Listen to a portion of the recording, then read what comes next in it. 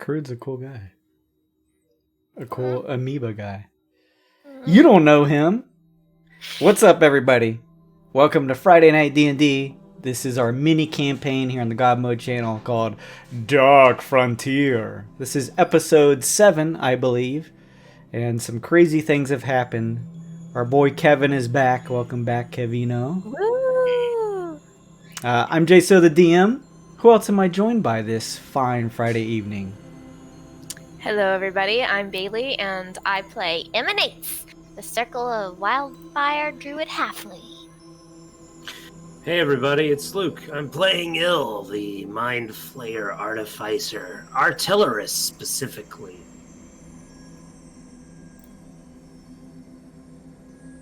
Who else? I'm next. Sorry. That's okay. It's been a while. What's up, guys? My name's Kevin. I play Cogman, the Warforged fighter. What's up, everybody? I'm Slim, or whatever the hell you want to call me. I'll be playing Project Thunderfall with a special little friend this week. Busy.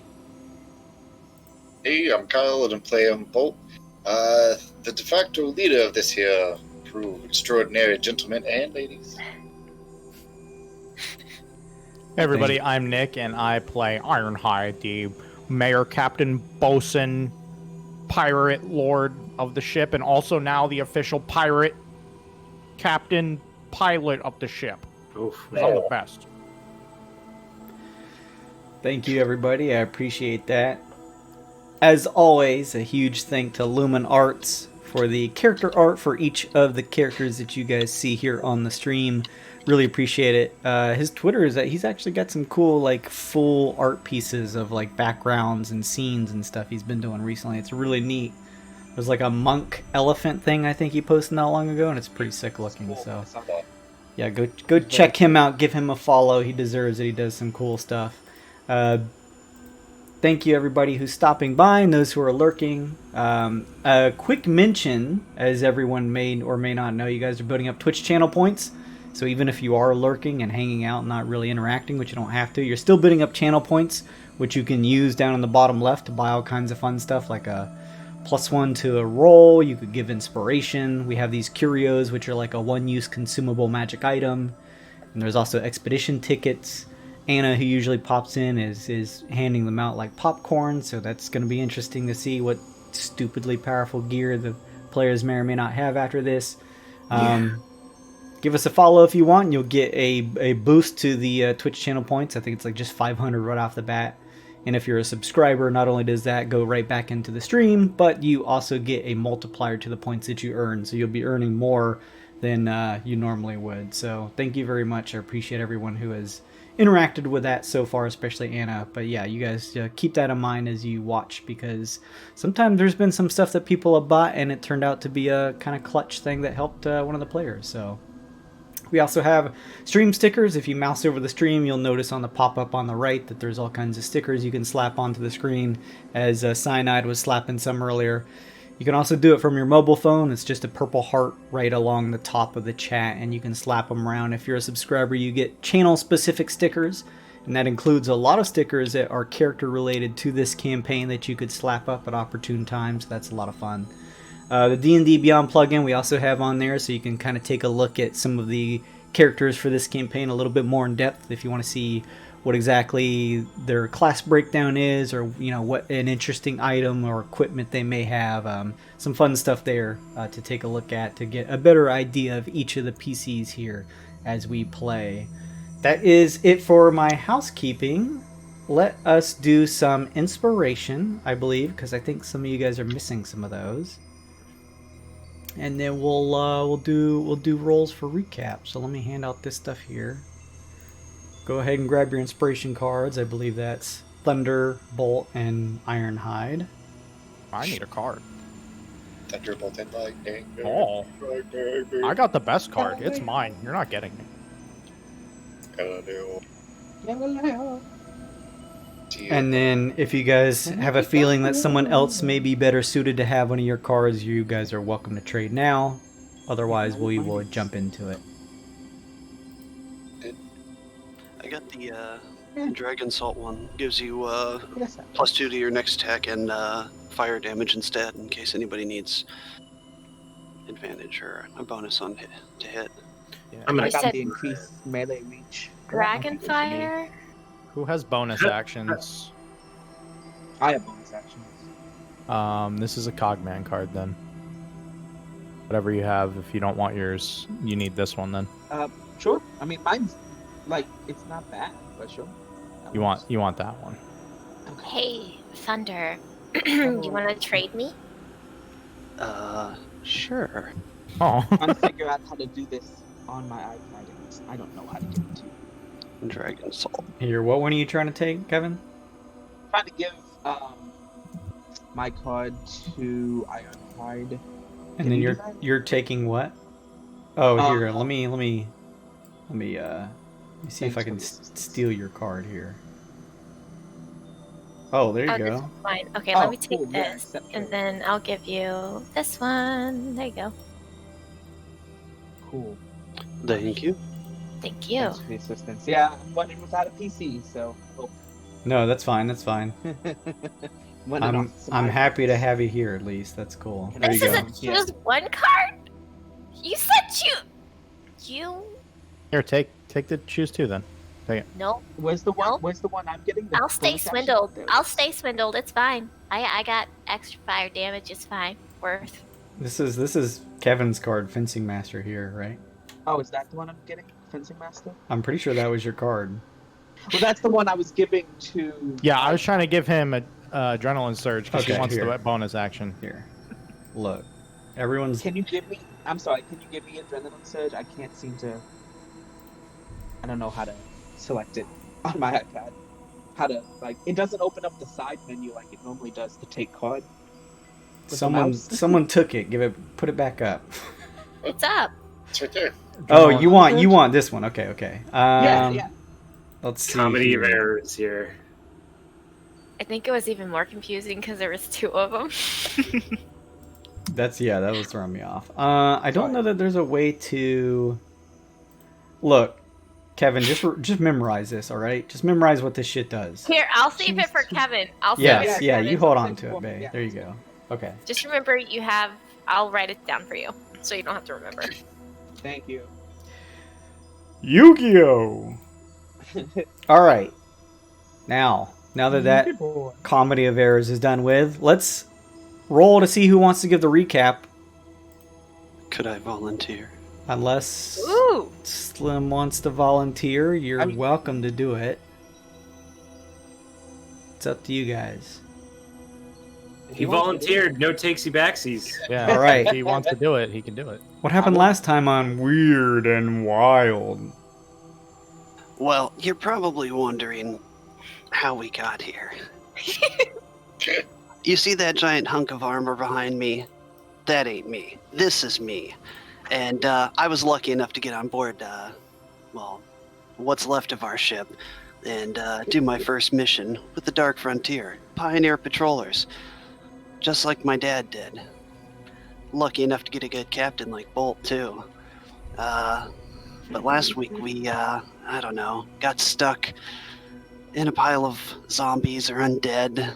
We were able to kill them, which was kind of cool, I guess, but sadly, a giant, nasty golem monster came raging up while we tried to look for the nest. It left a dent in my suit and almost took Cogman's jaw off, but at least we got downstairs and found what we think is the nest. It sounded like space macaroni and cheese. It was really gross, but then we ran up, then we ran down, and then we met the golem again. But with my keen knowledge, brain, and expertise, I was able to help fish us out of a problem. They don't know it yet, but I'm a genius. Pops will figure it out eventually. Not my Pops. The Pops that worked with my dad, that Pops. Bolt. But, I mean, I think that's pretty much all that happened. This is good. It's good character intro. I like it. Very good. Thank you very much. Thunder / who I don't think you've revealed your name yet, have you? Who are you? Sure. I Really want to know. I'm gonna look over to Bolt and say, Shinji Zuka, sir. And I salute Roston Shinji Zuka. That's How do you amazing. Russians gestures? Okay, all right. I forget, but Bolt would remember his dad. Yeah, you know him as Toshiro Shinji Zuka. Toshi's boy? Yeah, I mean, I know I don't look like him per se.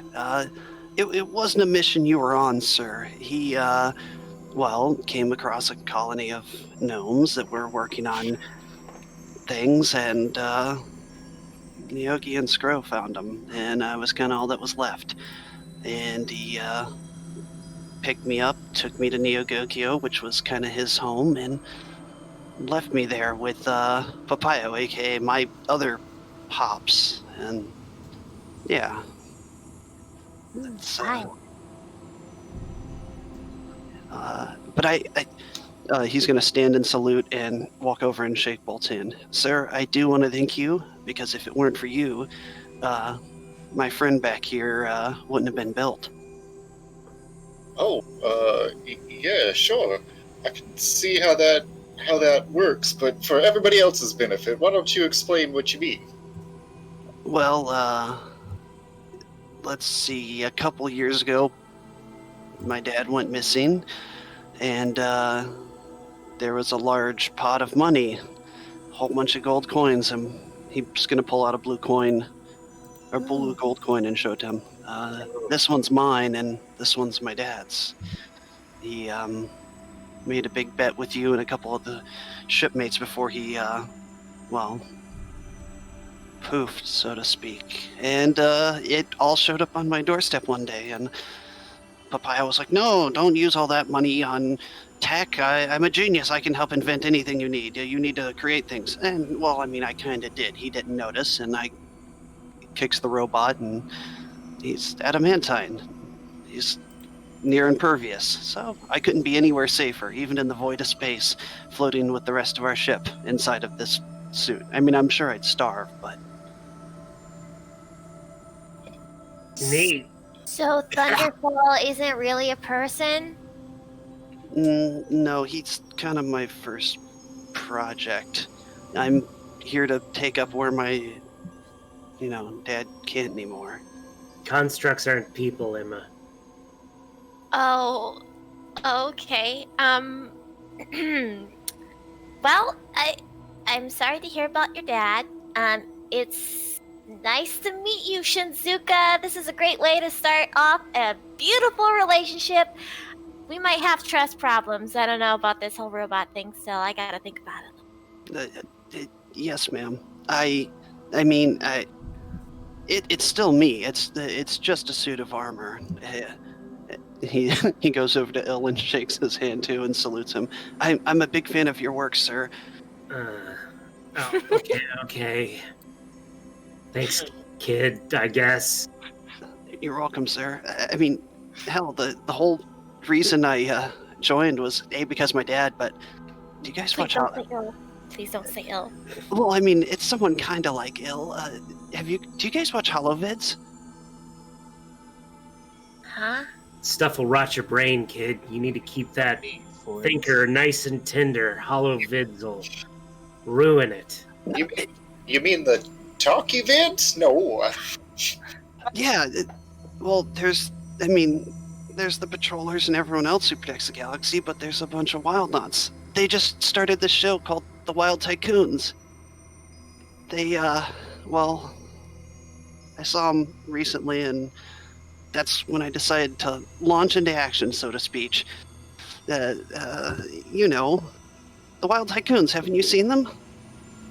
Never heard of them. I'll say that I have. Oh man, they haven't put out a new holovid in a while, but man, there's this really cool snake man, and he makes all these electronics, and I was like, oh man, if he could do it, if a snake, a UNT could do it, I could do it. I want to be just like him when I get older. They I hope he's okay. I haven't seen him on there in a while. Can't He's gonna trust have a- Yuan-Ti kids. They're too evil. Can't trust them. Yeah, that's weird. Plus the Yeah, it's weird that you would trust them because they're evil. Oh, I don't know. Coming out of a Illithid's mouth, so you never know. They could be good too. Nah. yeah, that's the basis. That's why I'm here. I wanna help protect you guys. I don't want to see any more patrollers go missing, without any real. Do the patrollers know that you're a little gnome boy? No. Wicked. Okay, alright, we're cool. You and me, we're cool. I was just thinking after that weird and wild and dark, frankly, frontier tale, that we should probably be very careful about who exactly we tell about Shinji here. You see, maybe it's best that you stay in that room. I don't know if there's an age restriction for being a patroller, but We don't got any restrictions. We're dark frontiersmen. We can do whatever we want. Yeah, we're not patrollers, we're pirates. Bull, you instinctually know from all of your years with the patrollers that there absolutely is an age restriction. Children are not pulled into the patrollers. yeah, I just don't feel right about calling on little babes to do fighting and that. I'm no So, babe. he could be very useful. If I'm no one else 14 knows years he old, exists. so Oh, you're 14. I'll be 14 in a couple months. Oh my god! Indeed. Okay. Oh my god. I mean, I was technically manufactured about 5 years ago. See? so- Holy moly. we're just a bunch of spring chickens. I'm pretty sure the guy I ceramorphosed from was like 40, but same thing. Yes, this organic might actually have a use if we keep him secret. I mean, yeah, we saw what he has done this whole entire time, like up I until mean, now. him. Oh, this little Perfect guy. for subterfuge. There's a knock on the back door of this room. Oh, shit! Get back in! Get in the back arm. Get in! Do what? Keep your squishy parts safe. Stand behind me. You're small. You want me to get back in the robot? Get in the robot! Get in the robot, Shinji! I think you should get in the robot, Shinji. Shinji gets in the robot. It took 5 minutes for the joke. I gave you full control of that token, Slim. The wooden door opens and Crude slithers his head inside. Hey, I wasn't trying to eavesdrop or anything, but I overheard you guys talking about how we're trying not to necessarily be evil. I'm just trying to square that with the whole us being pirates thing. Isn't the point of us being pirates to, like loot and plunder and... See, that's what I'm saying. I'm on your team, Crude. Now, I mean, I'm not trying to, cause trouble. I'm just trying to make sure the wires aren't crossed. Crude is so lame, guys. there's no crossing the wires, Crude. See, the difference is we're a different kind of pirate. You see, we would rather redistribute the. Let me explain a couple of things to you. He puts an arm around his shoulder and kind of walks off, just speaking in circles that nothing Wet really and makes gross. sense. And Crude talks your ear off as you head him down to another section of the ship. Oh yes, I see your point. Different sects of pirates. This is interesting. I should have learned more of this before me and my crew took off and all of them got murdered. There are things Code you is can't. your guideline. So, what are the odds they give us another ship? I mean, we're coming back with a... Oh god, we don't have any evidence of, We have 3 Nyogi notes. And I'm sure at least one of them has something pretty incriminating on it. They Alright. didn't do anything wrong. They attacked us. Oh, and we saw a Nyogi slave, right? Exactly. So they're obviously up to no good. Yeah, so there's... We didn't do anything wrong. We did attack them first. No, Oh, and there we was a didn't. queen, that Nyogi queen. That's right. Saw it with my own 2 eyes. They're building Single slaves. eye. They called it some sort of a birthing chamber. Nursery, Oh, they said. Nursery, yeah. The Genesis Project.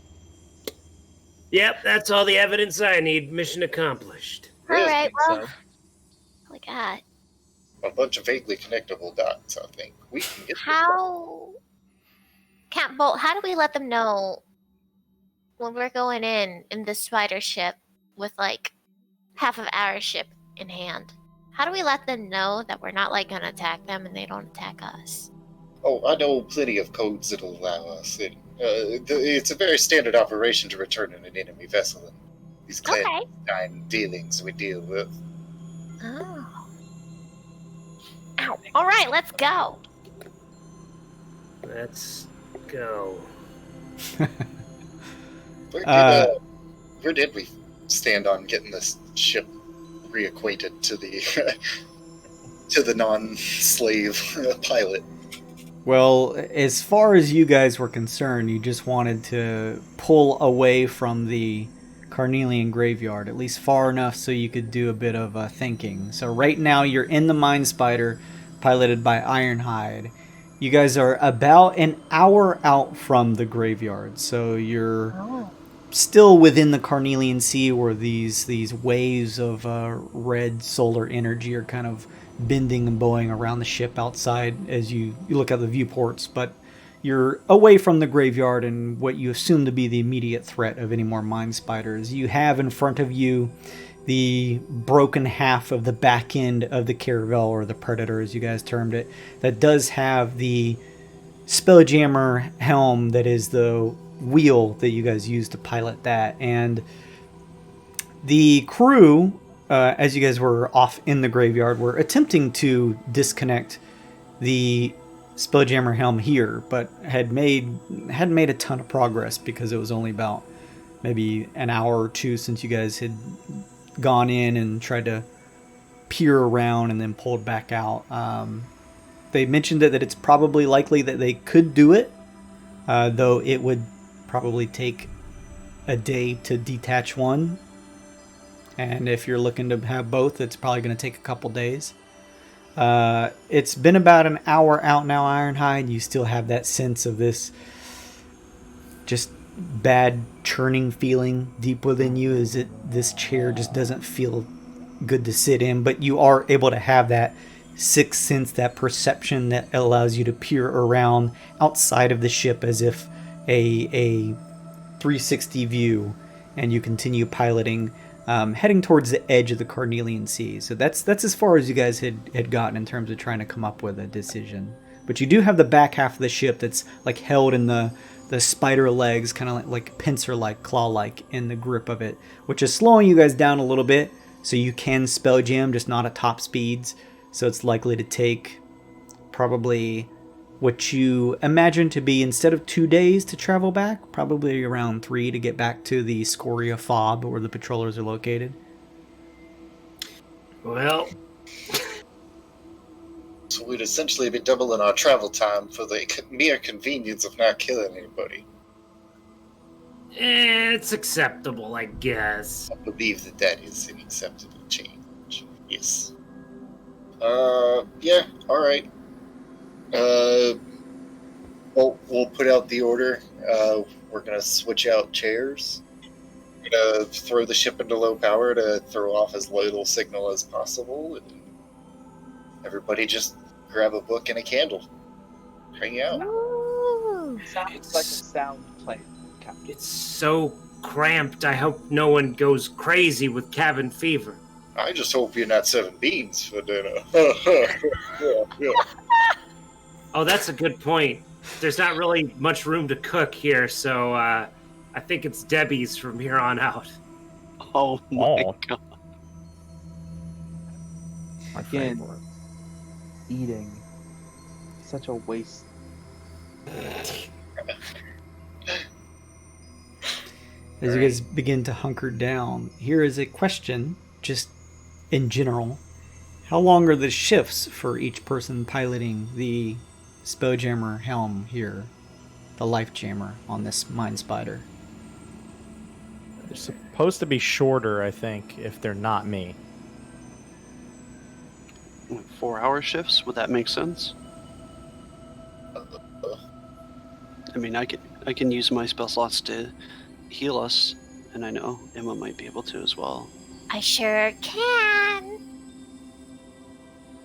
I also don't mind doing it for a little while. Just, I don't want to die. That'd be great. Il will try his hardest to shirk and shorten his shift for as much as possible. I need to, Cogman would. Yeah, I suppose we could do 4 hours, and then, a long haul, do 4 hours. 4 hours enough. Yep, one shift on, 2 shifts off, 1 shift on. Sure. So the 4 hours.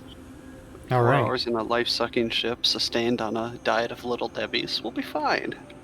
I Just could do add that probably to a the double. resume. You can pilot a death drain. That's just add it to the resume. Oh, I eat the brains of any corpses of Nyogi that are still on board. There's the corpse of 1 or 2 still left on. I You're want able- to. I want to watch. It's pretty gross. He just slides onto the back of the skull, and there's a loud pop, and then a slurping noise, and then it's done. There's no pomp and circumstance to it. It's like putting on your shoes. It's just do it as quick as possible, and it's done. Oh, he actually eats brains. Yeah, I thought we'd been over this. I mean, I don't know. Talking's one thing, but I don't know. That's fine. Everything's fine. It's fine. Gross, isn't it? You Half look down the your same gullet. when you eat your food. It's all gross. Yeah, it is all Disgusting. gross. Just finish it as soon as possible. That's my ticket. Are we getting to do a long rest or a short rest then? In between? Yeah, if you in between, once a full 8 hours is completed, that can count as a long rest for you guys. As you are chomping down on and finishing up one of the brains, you turn and see Crude standing next to you. So, A pseudopod appendage forms out of his side, and he points. Are you Oh my god. gonna eat the rest of that?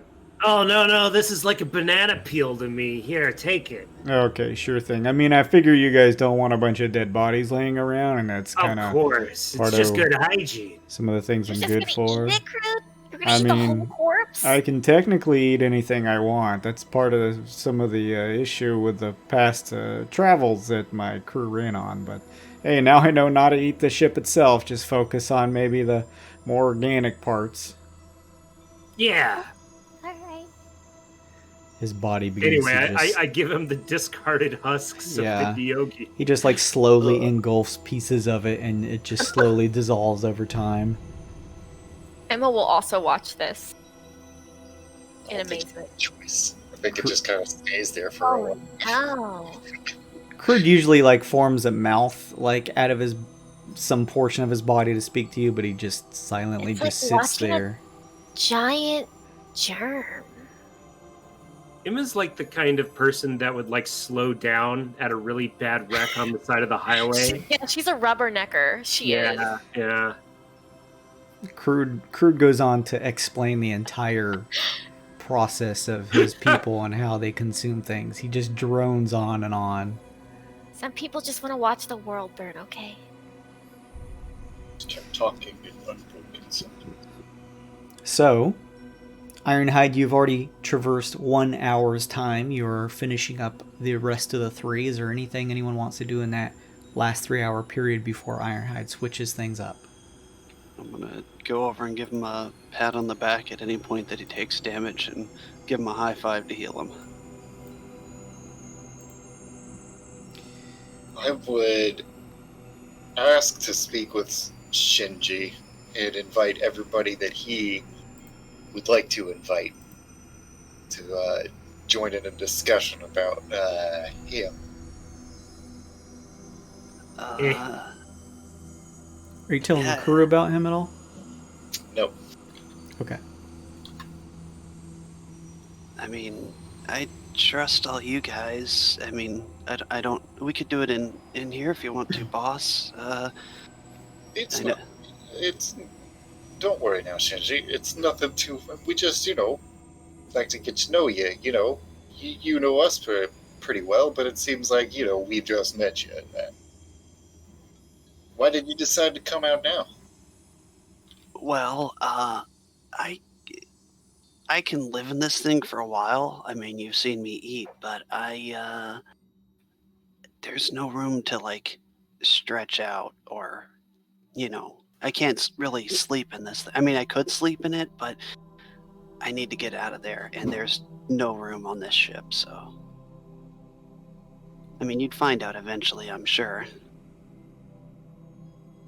Very good. So you were in there for like days? I kind of would, when I was performing maintenance, I was just curled up sleeping. I tried to find holes on the other ship, just like holed up behind the suit. Oh, I made stealth checks. Nice. man, and nobody caught you. Very cool. I knew You're it. okay. I You're saw okay. it the whole time. I knew it. My apologies for not really replying to you when you mind talked to me. I didn't want to. You'd hear my real voice, not the big guys. Well, I didn't want to give you away. Huh. Only a true artificer would know. I knew you would know. Wow. That's right, kid. You and me. Stick with me. Sir, yes, sir. Destined for greatness. Ill and, the kid.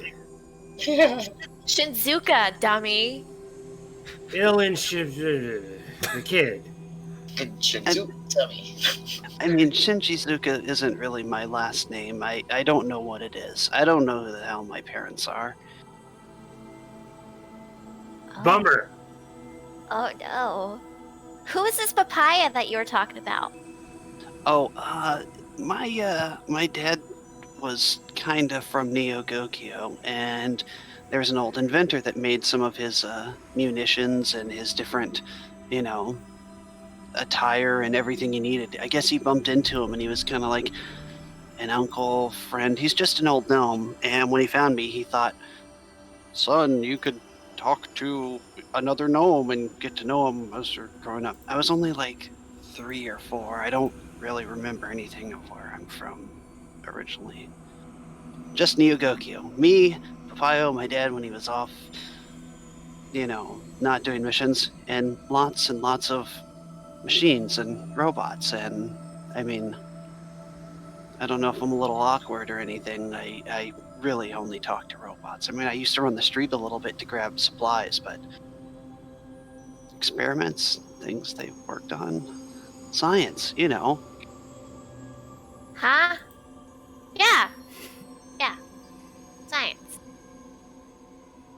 You know, I applied to be a Mastermind and they didn't take me. They said I didn't pass a test. That's stupid. What was it all test? Was it all math? That's really dumb. There's gotta be some kind of magics in there, right? They're all stuck up. They don't know what they're See, doing. this kid's alright. This kid is alright.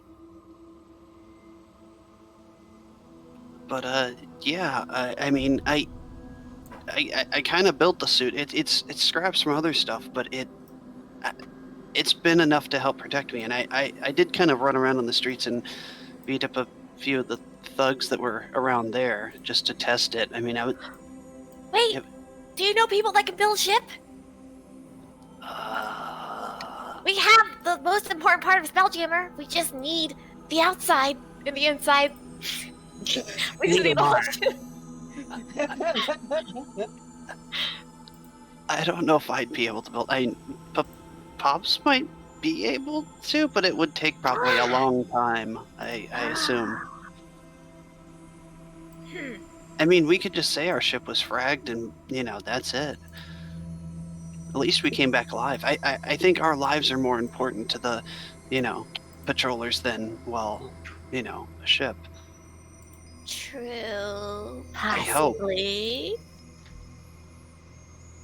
Well, the information is more important, but that's all right. We'll get past it. Ooh. So, okay. Yeah. I mean, do we have a plan for when we get back? What are we? I mean.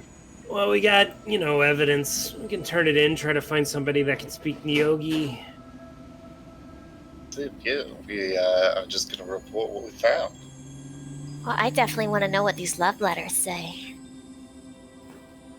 I hope they're not love letters. Nyogi love letter. Maybe they're love letters to the queen. Uh, I think this word is gullible.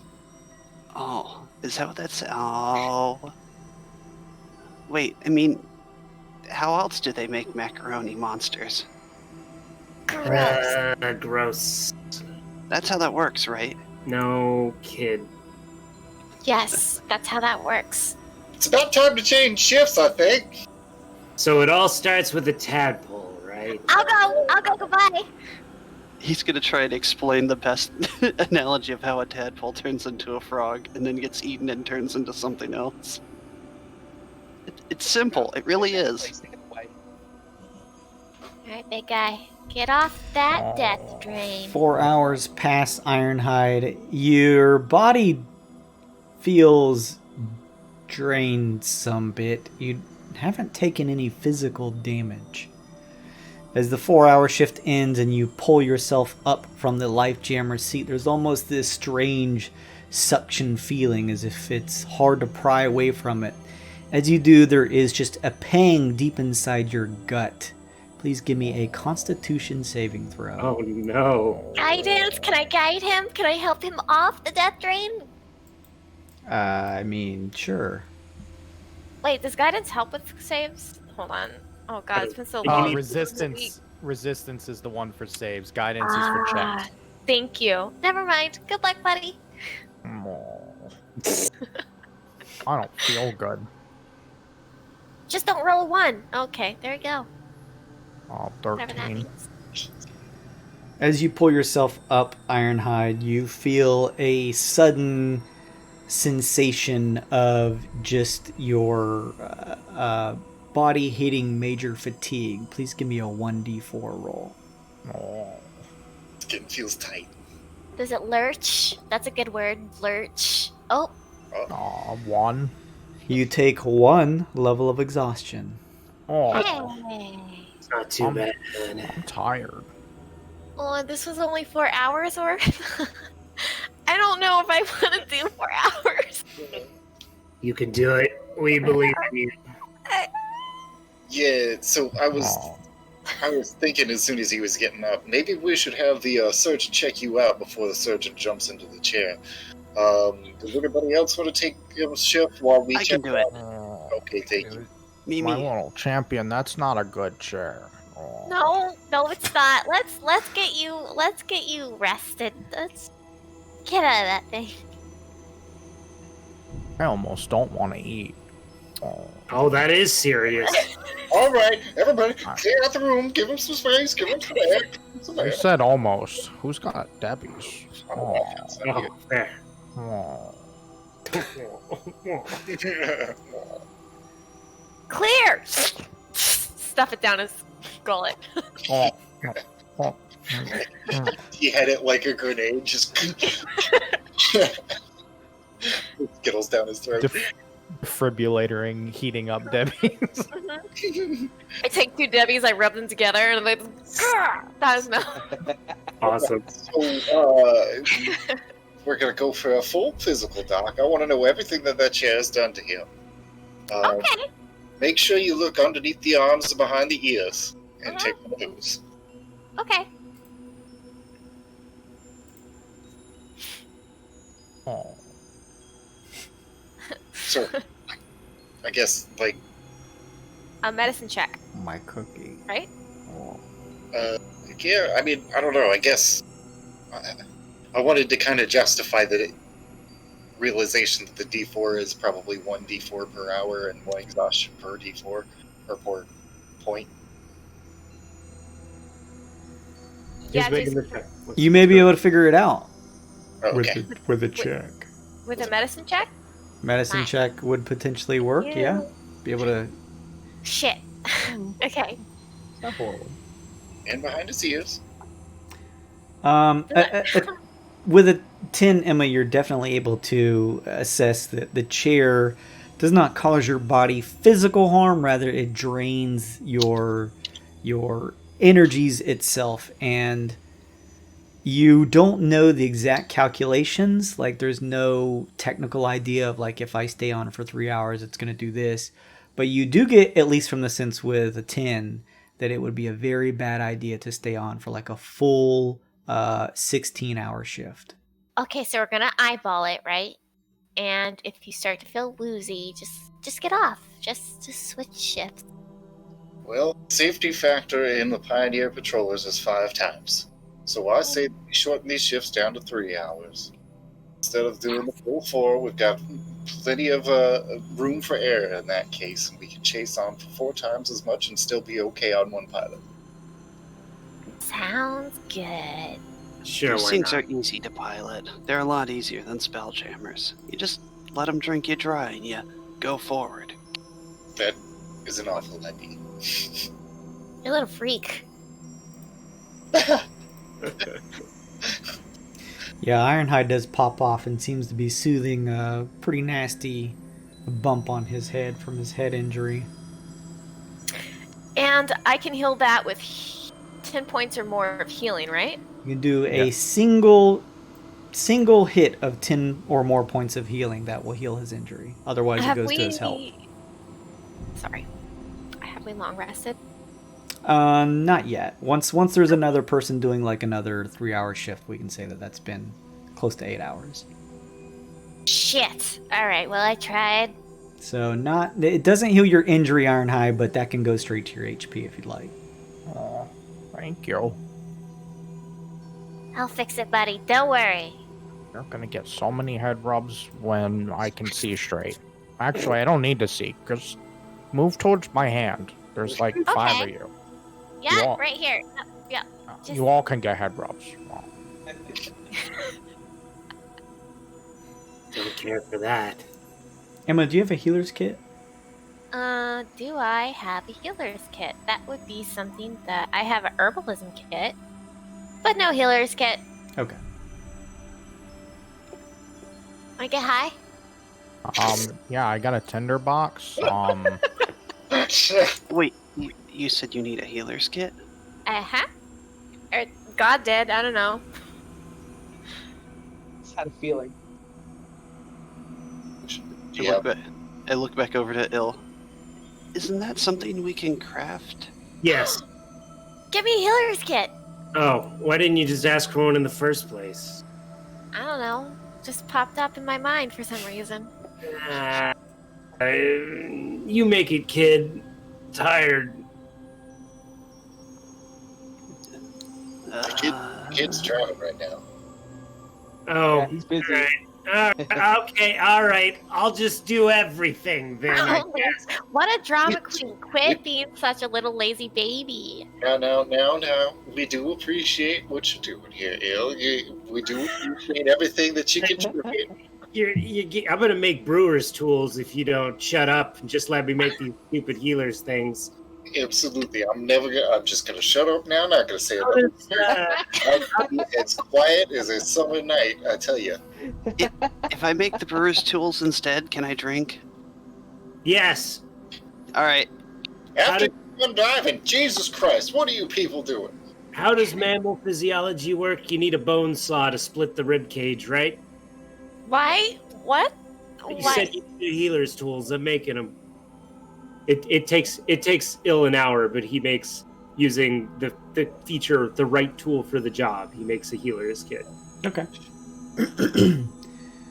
Emma, with these healing tools, you get the sense that if you were to, now with some supplies in this healing kit, successfully apply it to Ironhide's head, when he goes to try and heal from this injury, it may give him advantage if you want to attempt to apply some bandaging and like a little bit of ointment, as well as some like soft tissue to pop over it. So if you want to make a check using that kit, you can. Okay. I would love to do that. Okay. How many levels of injury is your head, Ironhide? Just one? 1. All right. So give me a saving throw, or a medicine check. At advantage? Oh, it doesn't matter. I crit. Holy shit. Nice. I super saved. Ironhide. You're not going anywhere, big guy. That's a good luck card. Take one of them there. Oh, yeah. Good luck card. This is why you're my champion. Ironhide, you still have the injury, but she is applied a setup here wrapped around your head, so efficient that it barely hurts anymore. I'm like a mummy. Almost. So if everyone is good, Shinji can continue his seated travel for 3 hours, I believe you guys said, instead of 4. Yeah. Yeah. So 3-hour travel. That I will go ahead and technically count it as a long rest for everyone. If you guys want to go ahead and heal. Go ahead, Ironhide, and give me a injury check. Let's take a look here.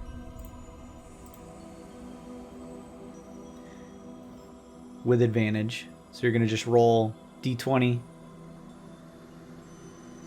Straight D20, no mod. Yep. But you get 2 of them from Emma. Oh boy. Oh boy. No. Holy moly. Off to a good start. You love to see it. It doesn't hurt as much from the immaculate procedure and setup that Emma's performed on your head here with it's like a bandage and covered in this very soft tissue that's wrapped nicely around your head, Ironhide, so it doesn't hurt. But you still, after taking a little bit of rest down in the lower quarters, can feel it when you wake up. If you touch it, it kind of stings a little bit. So it hasn't healed. Let me take a look here. I don't think it's gotten worse, but it unfortunately hasn't healed just yet. What was the crit for? The crit was to give him advantage on the roll. So you saved him from rolling a natural 1. That would have been bad. Alright. Yeah, 5 or more. So yeah, you're okay. It doesn't get worse, but it's not better. Afterwards, I believe, who is going to switch with Thunder? I will. And since we had a long rest, I'm going to try to go ahead and heal Ironhide one more time because I'm a really good surgeon. Mm-hmm. Cure wounds on him. Cast. Oh. Nice. Our champion. With a powerful emanation of magic coming from her palm, hovering over your head wound, Ironhide. You feel the knot where you got that nasty strike and injury begin to dissipate, and you are healed of your injury. You're my favorite little champion. Yeah, now you don't have to eat little Debbie's through a straw anymore. Good job, you're all healed. Oh. I feel so good. Alright, time to die. Bye! What? Oh, okay. Thunder, as you finish your shift and begin to pull yourself off the chair, having the same sensations as I mentioned with Ironhide, gives you all of the effects of a typical Spelljammer. There's just a sickening feeling that wells within you as you sit on the chair. As you pull yourself up, it almost feels like you're weighted down against the chair as if it wants you to stay.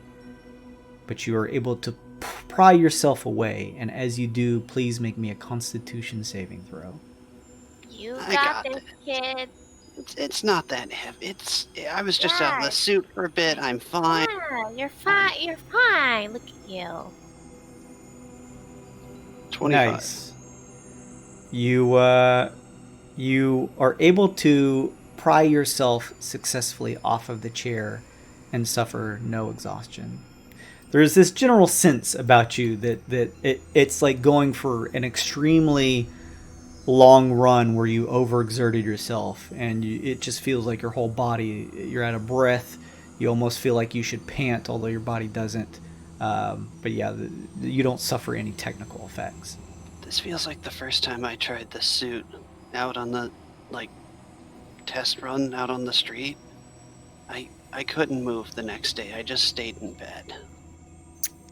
Well, that sounds really interesting. Get out of my chair. Yes, ma'am.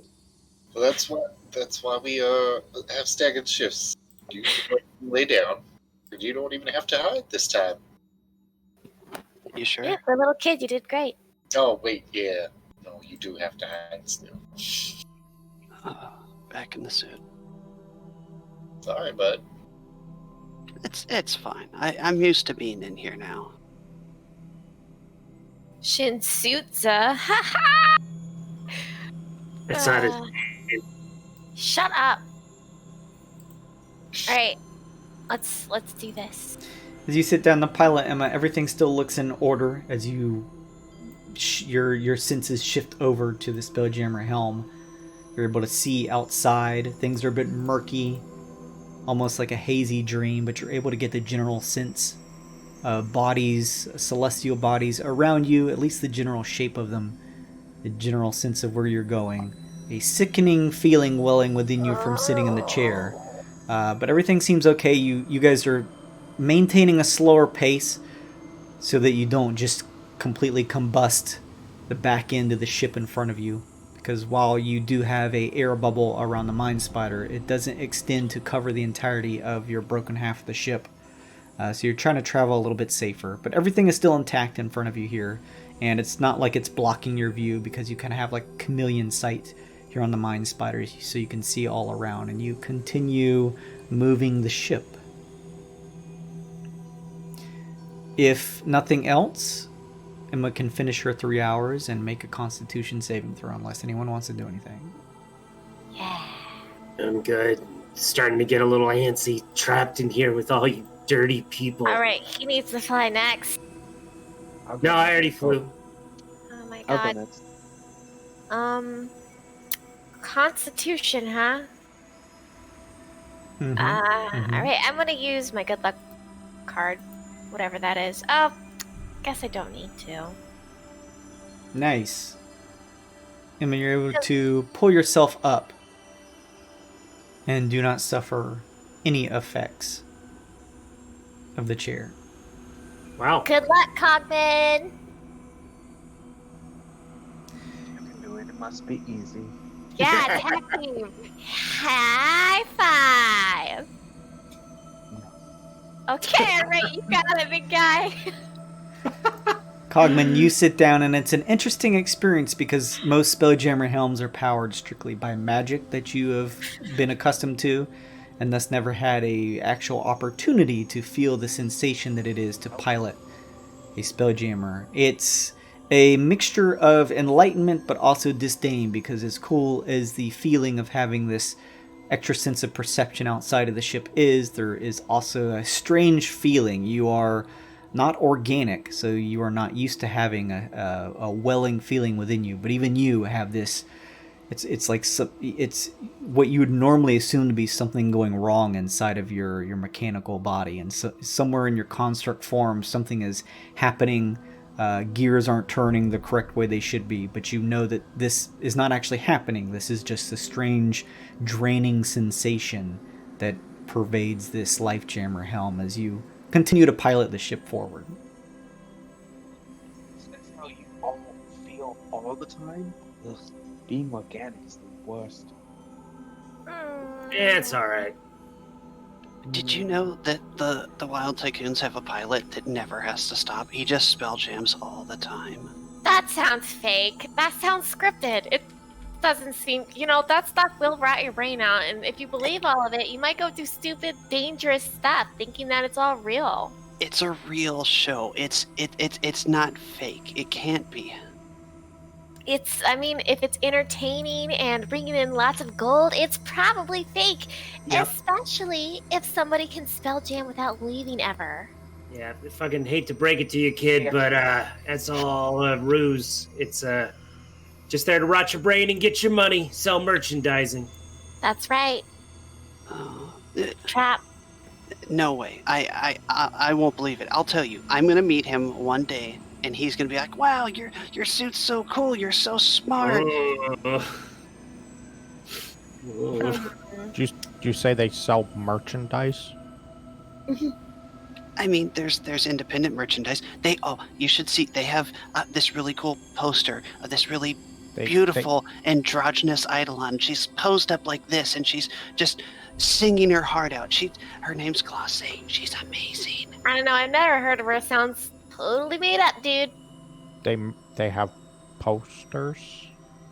Yeah, all sorts of merchandise. You know what? We should make our own merchandise. Become our own famous celebrities. Get gold gonna- that way. Be on so many posters when we get back. Boom. See, look how easy we just made everything up. Wow. Famous pirates. They're not pirates, they're heroes. Yeah. No such thing as a hero of this day and age, kid. You're gonna learn that soon enough. Oh, I mean, I think the Both pretty ship... heroic. Bolt Yeah. snores himself awake from the chair that he was in. Yeah, real Yep, hero for the ages, that one. that's Well, what I always said every time I looked at him. I'm sure Captain Bolt has plenty of stories. My dad wouldn't tell me any of them because it's all dangerous and, ooh, you gotta kill people. Yeah, I mean, he always told me, Bolt said, you gotta crack a few eggs, and I learned that eggs sometimes are skulls, and that's okay too, right, Captain? Yep, skull eggs. Those are the best cannibals, I'd tell you. I mean, he'll eat skull eggs too. Oh yeah, that's a fun way to say that. That makes it more polite in stupid mammal conversations. I'm gonna say that from now on. Good, you got a good head on your shoulders, kid. unapologetically rude. Keep it tender. Oh, I mean, if anything happens, I don't know if you'd be able to handle the vast knowledge that I've absorbed from, living with robots all my life.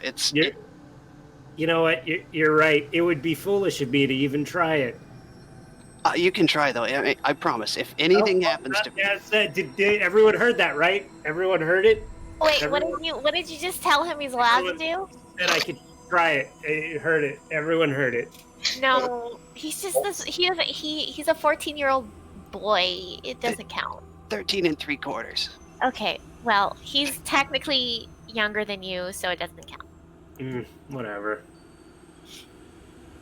How old do gnomes live? Like 240. Their adulthood is like 35 or 40. Wow.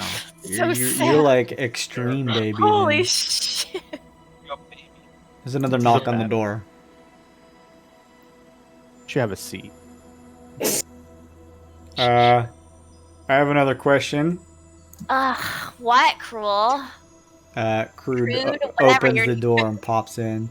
Hey, good seeing all you pirate mates again. Yeah, we're Appreciate still the here. lift. Uh-huh. Glad you guys made it out of whatever the hell that place was. Excuse the language, but I'm glad you made it one piece. Hey, quick question. You guys got a pirate base that we're all heading back to, so we can look over the loot and plunder you grabbed from that place? Oh, that's right. Okay, listen. We're going to. I'm all ears. No. We're- What if we just drop him off somewhere? We're going to a patroller base because we're duping them. We're duping them. They think that we're working with them, but we're robbing them blind right under What's, their nose. That's real pirating right there. Bolt snores himself awake again. For him. Designation crude. I have a question. I mean, it sounds right in line with what a pirate would do. I'm just not exactly sure what a patroller is. Oh, wow. Don't worry about it. It's out of the realm of. You don't gotta worry about it if you have like a pirate crew, since you're like a mayor and stuff. Just pirate crew. It's like low pirate tier stuff. So Are the patrollers like another sect of pirates that you mentioned to me that Bolt told me about? Yeah. All right, some pirate on pirate action. I'm all for it. What was your question there, Thunder Buddy? You said that your shipmates and crew were either killed or captured, correct? They were all killed.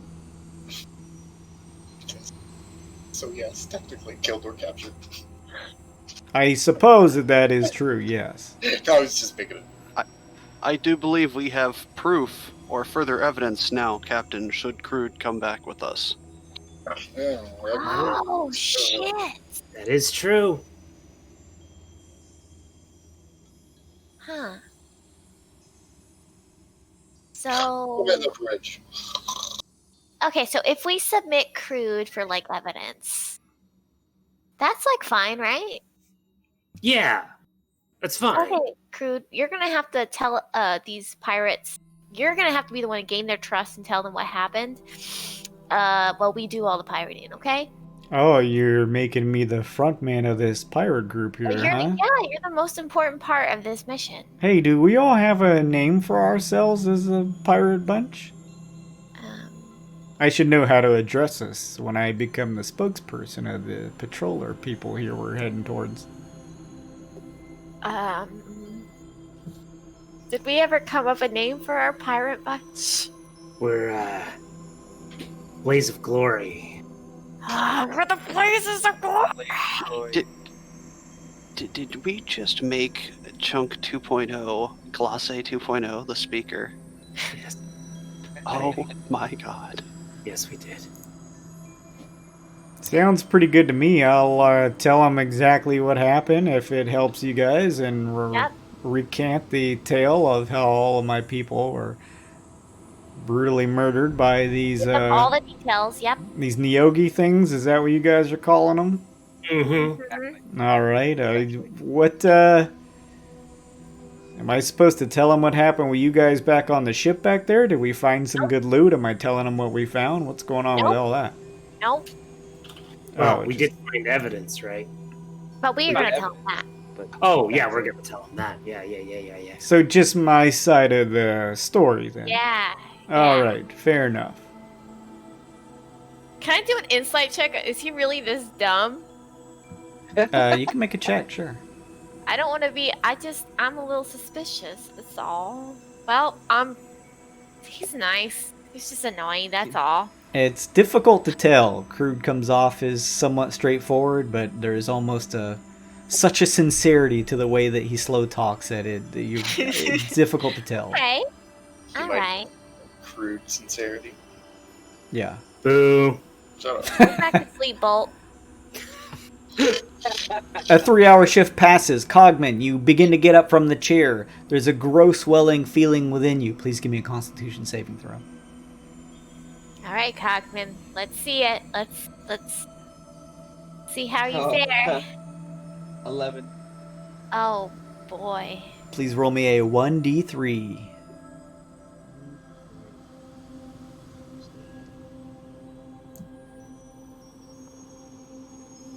Do you have to roll dice for that? Because you don't have it. Oh, there you go. You can punch it in on the chat. You take 1 point of exhaustion, and I don't know if you've ever felt exhaustion before being a construct, but there's this sensation that you almost need maintenance, like your inside construct form isn't working at 100% efficiency. It feels strange. Looking a little jittery there, Cogman. This is. Man.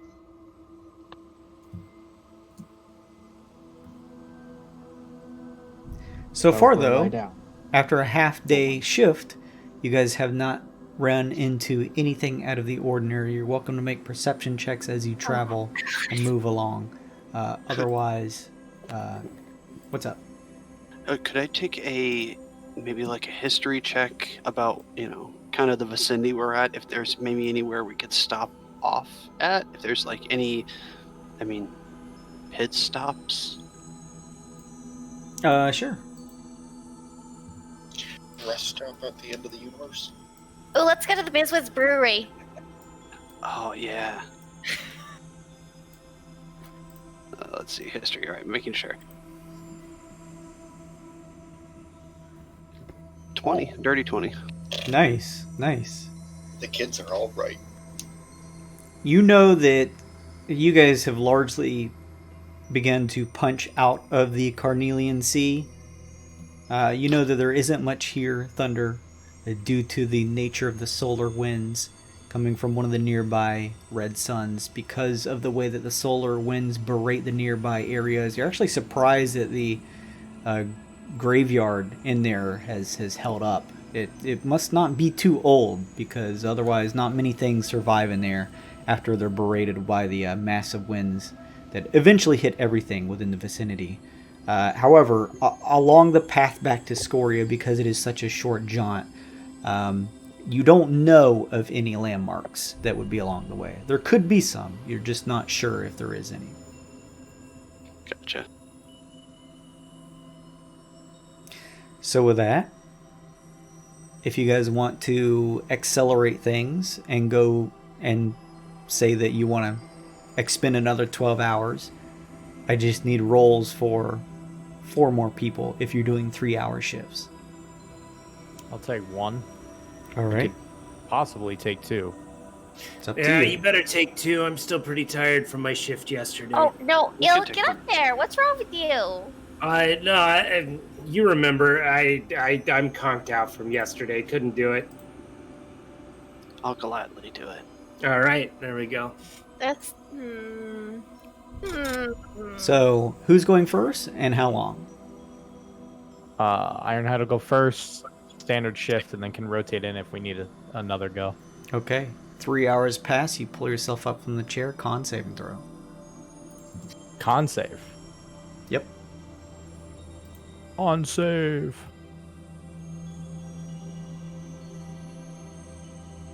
That's a 7. Oh. Give me a 1d3 roll, please. That's a 1. You take Oh, 1 jeez. point of exhaustion. It's coming. Something big is coming. Wait, 1d7? Okay, all right. I thought you said 1d7 for some reason. I was No, like, no. what? I said 7. He said 1d3. Okay. So you take a point of exhaustion, Ironhide. Similarly to the last time, you're a little out of energy, although enough time has passed to have worked that first exhaustion off. But you do have another one here. After Ironhide, who takes his place? Thunder. I got this. All right. All Going for right. 3 hours. Okay. Yes, 3 hours only. That's a natural 20. Holy shit. Nice. We'll say you suffer no exhaustion, no con save needed. You've never flown on a life jammer, I would imagine, before, but you are able to manage it better this time, having some experience from before. He's gonna pull out a small binder and take a few notes on the structure of the ship and just the life jammer itself. Okay. I'll go Okay. next. Emma, And you're I'll up use next. Card. Yeah. 3-hour shift. I want to know the real reason why Il isn't piloting the ship, but that's okay. I'll pester him about that later. It's a con save with my good boy card. Unless that's good enough. Hold on. Where's my good boy card? Come on. I should be for that. Where that good boy caught at? I get to roll 1d8 after making a saving throw. Okay. Nice. Oh no, it's not going away. I got it. Thank you. Okay, nailed it.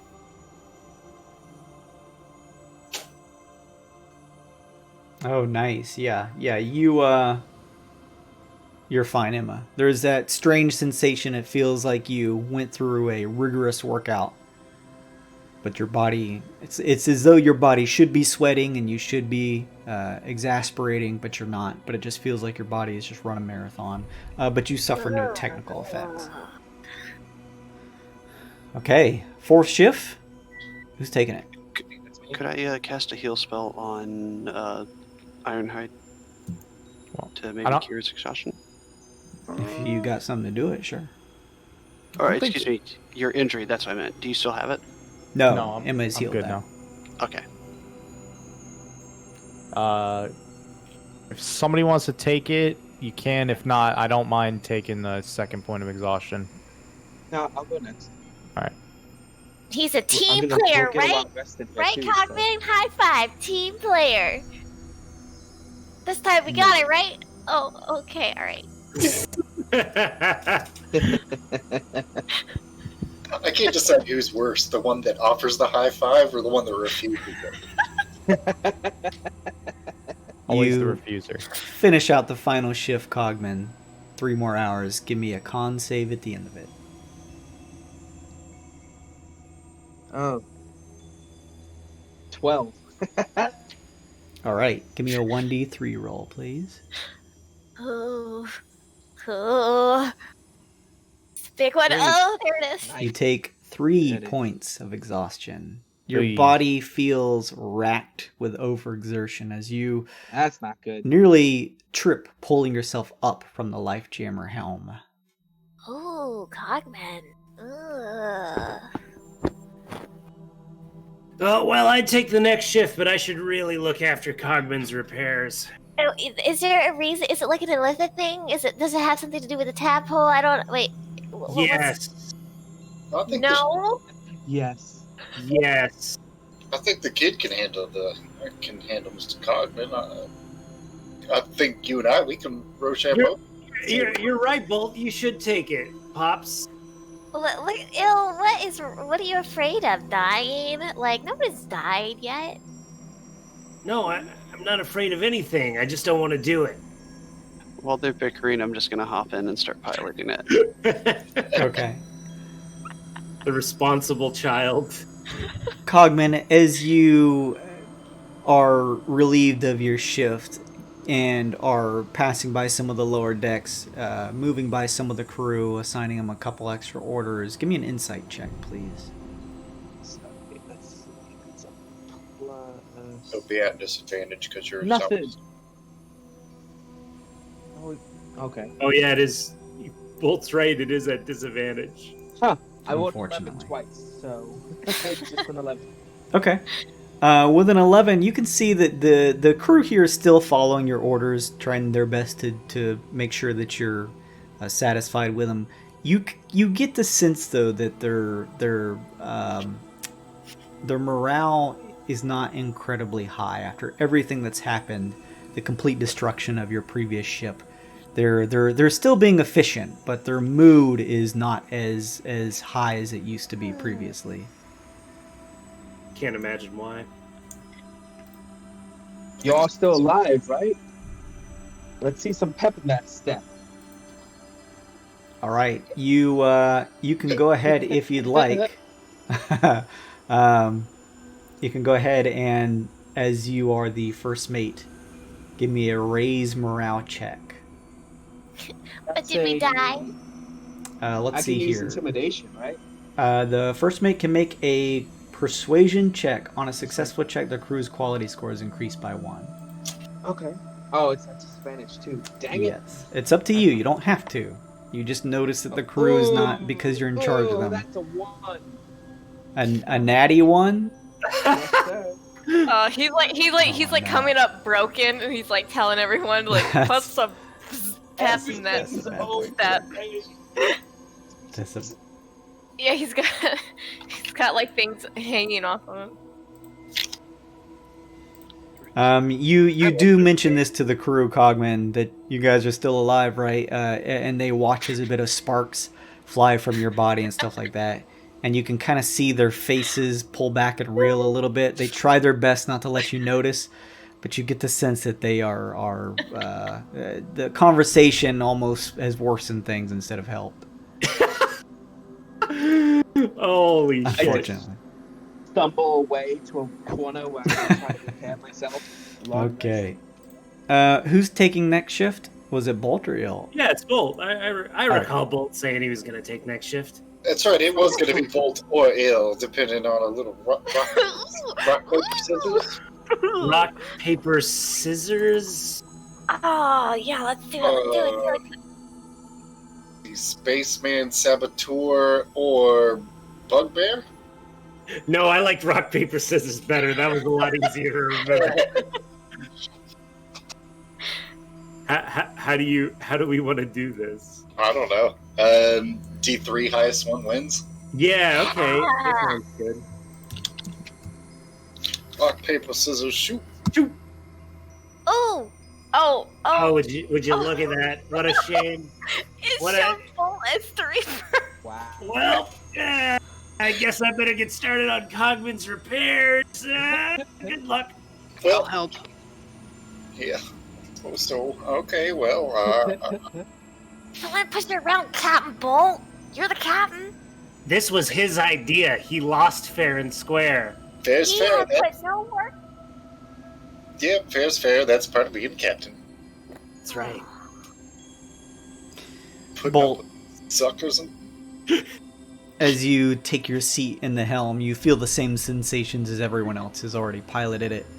You begin to pilot the ship. Everyone is at full health from their long rests. Cogman, you have 3 exhaustion, Ironhide with 1, although your injuries healed, Ironhide. As you begin the first hour of travel bolt, making sure that you have split up smartly these shifts so that no one suffers too much of an ill effect from this life jammer. Shut up. As you are traveling through space, you are not you're no stranger to using a Spelljammer helm when needed, and you feel the sensation of traveling at a much safer speed than usual, trying to keep the back half of your ship in the claws of the Mind Spider as it travels forward. However, as you're traveling through wild space headed towards the FOB, finishing up the first day, there's a sensation that comes over you, and you feel as though you've come out of spelljamming speed. Uh-oh. Give me a perception check. First, check. Oh, I got these old man eyes, don't forget now. Oh no. Oh, that looks big. No, 13. That's what she said. No. With a 13, you use this sixth sense that you have being at the Spelljammer helm to get an idea looking outside of the ship and trying to peer ahead as to what the potential obstacle may be in your way. And all you see is a darkened black mass that is partly engulfing the back half of your ship in front of you. What? Other than that, you can't tell what it is.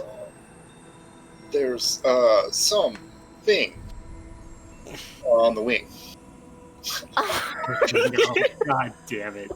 And with that, if you guys want, let's take a quick 5-er. We're fucking dead, bro. Go pee-pee zone, grab a drink, and then let's meet back here in 5. I'm gonna eat. I'm gonna get a turkey.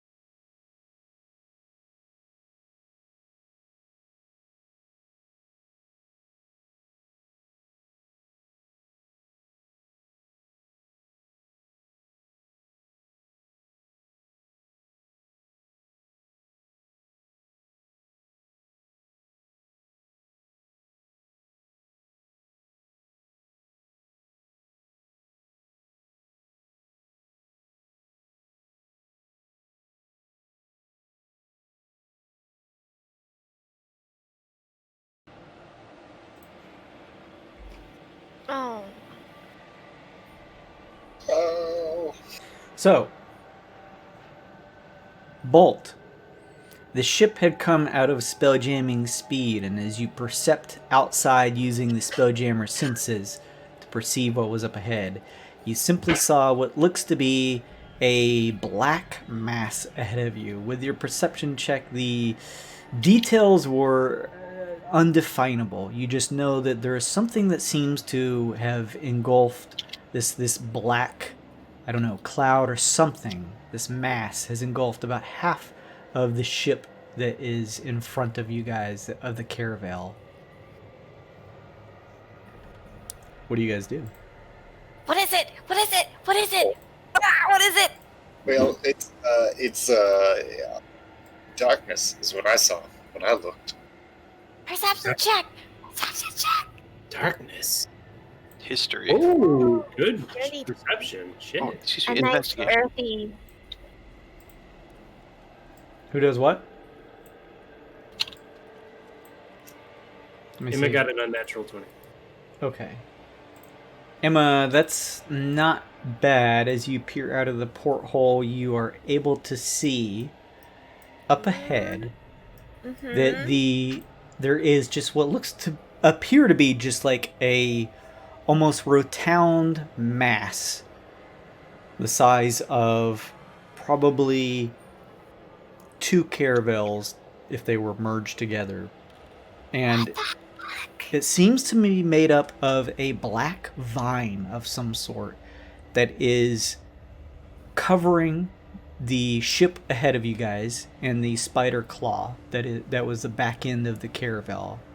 And with that 20, you're actually able to see through the porthole as you peer closely that the vines are actively, slowly, but moving further and further to engulf more and more of the ship.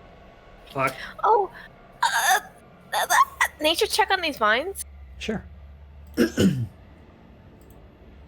alert! Red alert! 13. 13 is good enough for you, someone like you specifically, Emma, to be able to get the sense, although you maybe not have seen them in this dark and black color, but you have run into something like this similar before. These are what are called infinity vines. I don't like the sound of that. Are the bane of spelljammers, because if they are able and allowed to grow unfettered, although they don't do any damage to any of you other than causing the area to be difficult to move through, they grow at an astonishingly fast pace. And if nothing is done, then they will likely engulf not only the ship ahead of you, but also eventually engulf the Mind Spider too. You do know, however, that one of the surefire ways to halt their growth is with fire. Ah! Fireball. Blaze up Good thing we have that. glory! So, what do you do exactly? Okay. I hang out of the window. So we'll say you go top side, because the Okay. windows don't like pop off. So you kind of head up onto the top of the deck. Okay. I'll head up. I'll run up, and I'm like, the whole time I'm running, I'm like screaming, "Infinity vines! Fire!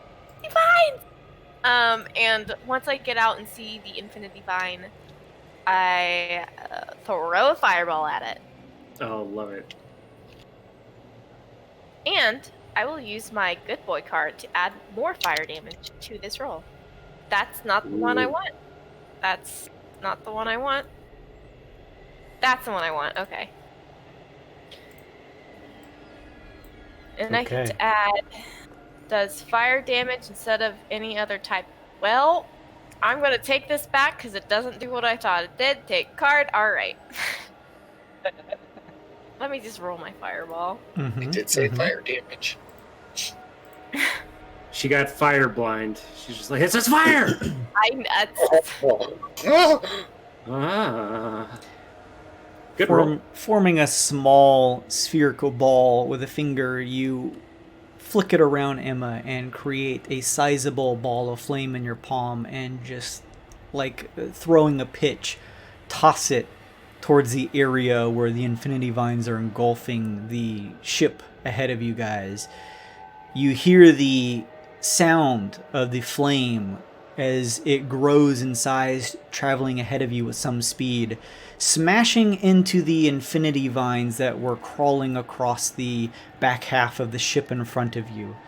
You are able to see, as your fireball detonates, that quite a large and sizable area of the infinity vines from the blast have withered. You can see the flickering flame where the tail ends of them are still slightly burning, although the infinity vines themselves don't look particularly flammable. It just seems like wherever the fireball hit, it has completely halted their growth. However, the fireball does such a great job that as it immolates, catching and stopping many of the infinity vines engulfing the front or the back half of the ship, it also begins to catch on fire the ship itself. Ah, fuck! I got something for this. The alarm is raised, right? It's not just Emma that is aware of it. I'm pretty sure her screaming would have alerted everyone on the ship. Yeah. Nice. So, Il has a spell called Pyrotechnics, and it's a like it extinguishes a 5-foot cube of flames and just makes a big old cloud of smoke from it. Okay. So I want to try to save the ship because we need that Spelljammer. And so I have 2 pyrotechnics that I can use if possible. Like it'll take both my 2nd level spell slots, but I want to try to help put out the fire. Sure. You head topside and are able to see a good portion of the top of the deck here. Emma's done a good job halting the growth of the infinity vines. However, the good portion of the top of the deck is beginning to catch on fire, being made from wood. With a flick of your wrist, Il, both of you watch here on the top side of the deck as the flames, with a flicker of your hand, Il, are dispensed, and there's just a soft, flowing fog of smoke that covers the area where the flames used to be before that slowly dissipates. Don't tell Bo about that. It's like in the flavor of the Artificer. It's like a powder satchel that I'm throwing that absorbs the fire. And Cool. disperses it. But it's still a spell. That sounds way cooler. Pyrotechnics, yeah. As you finish doing that, Il, and you guys are both looking on, it looks like you have stopped a large majority of the growth of the infinity vines from continuing to grab onto your ship. With a little work, you can probably dislodge them with probably 20 or so minutes, and you guys can probably pull out and dodge this large obstacle. You can clearly see now that there's just this massive ball of what looks like the size of twice what would be your full-size caravel of just this dark mass. It would have likely been impossible to see. This may be a natural adaptation of the infinity vines here in wild space to look black as wild space itself, to help catch encroaching objects like spelljammers and stuff like that. As you both finish, from behind, both you, Emma, and Il, hear a crackling sound from behind you.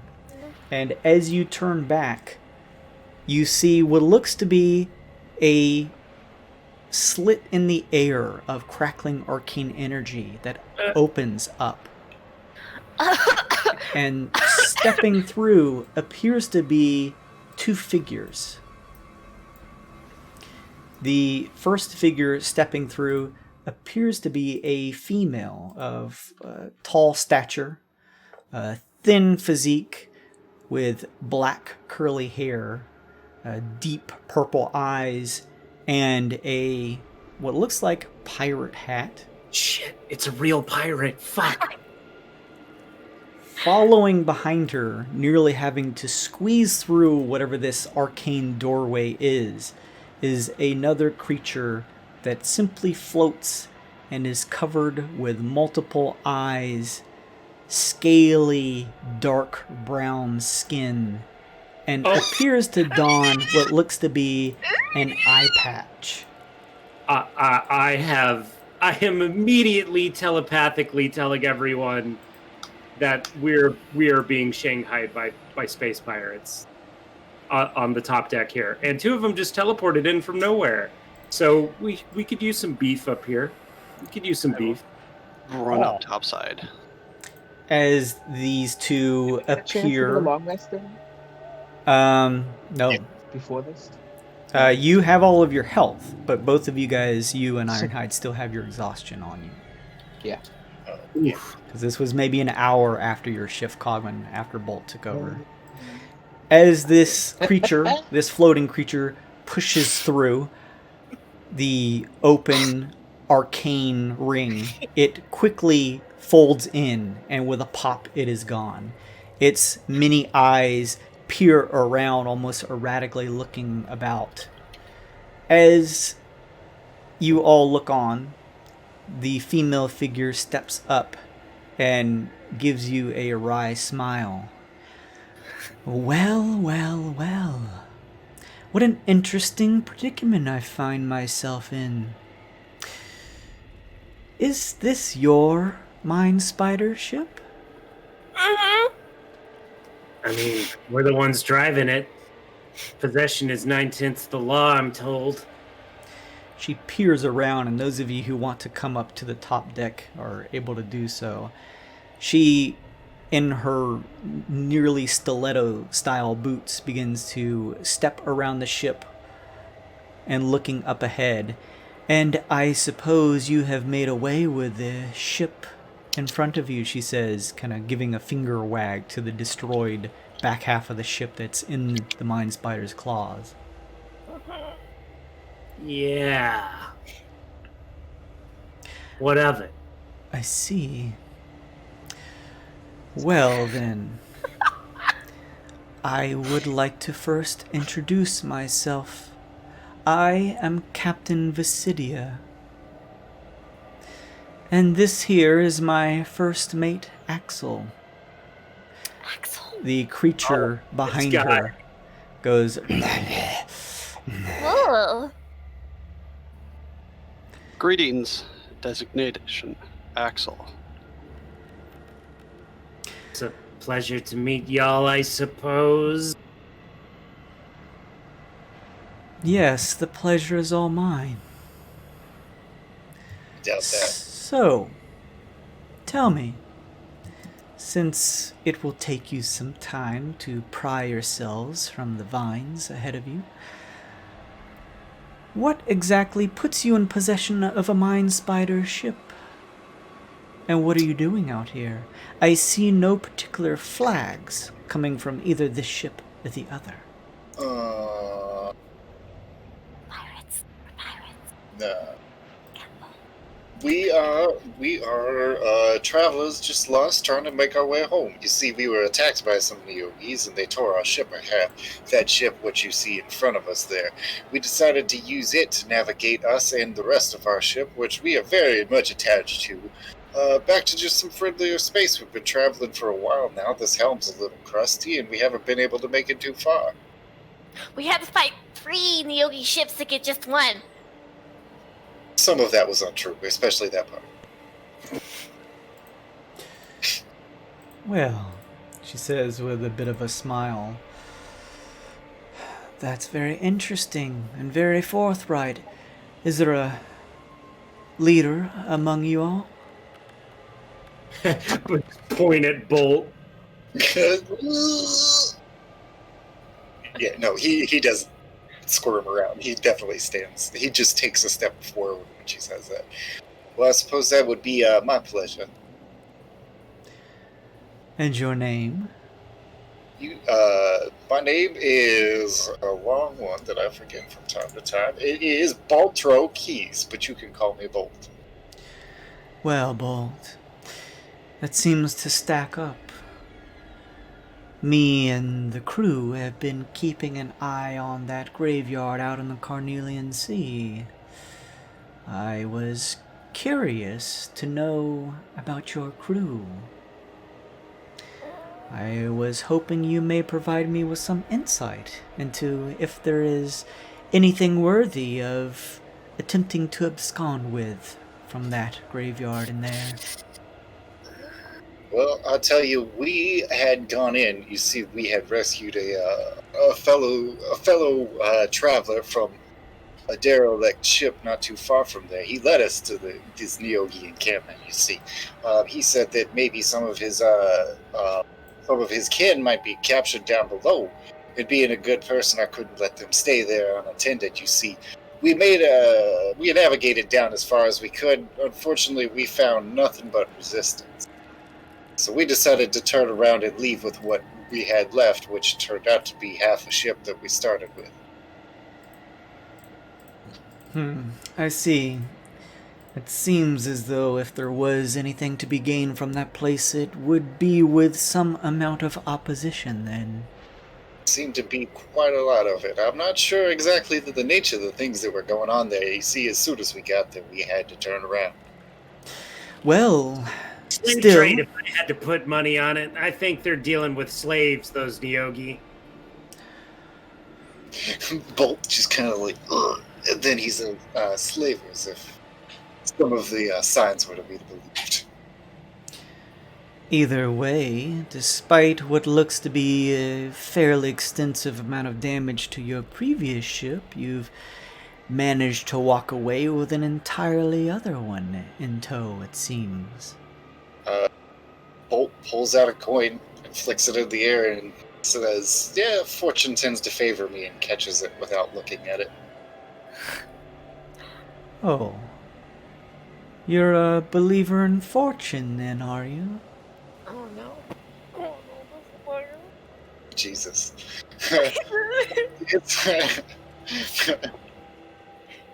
And he says so. Yes, so Madam Luck and I go back very far. We've had a sort of relationship, an up and down one, if you would. Ha ha. But no, I do believe in fortunes. Well, what an interesting predicament, then.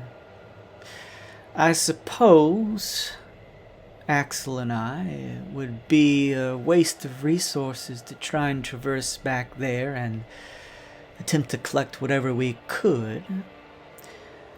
However, go ahead. He was just about to throw a false flag out there that there was a couple of Neogi derelicts in there that may be easier to abscond with, as you say. I see. This is true, or may be true, provided I eventually confirm it. However, I think it would be a lot more fun, considering that you have already absconded with one of their crafts, to have us play a little game of luck. How about this? It seems as though none of you have heard of my name before. I didn't see any raised eyebrows or side eyes when announcing it. Which is fair enough.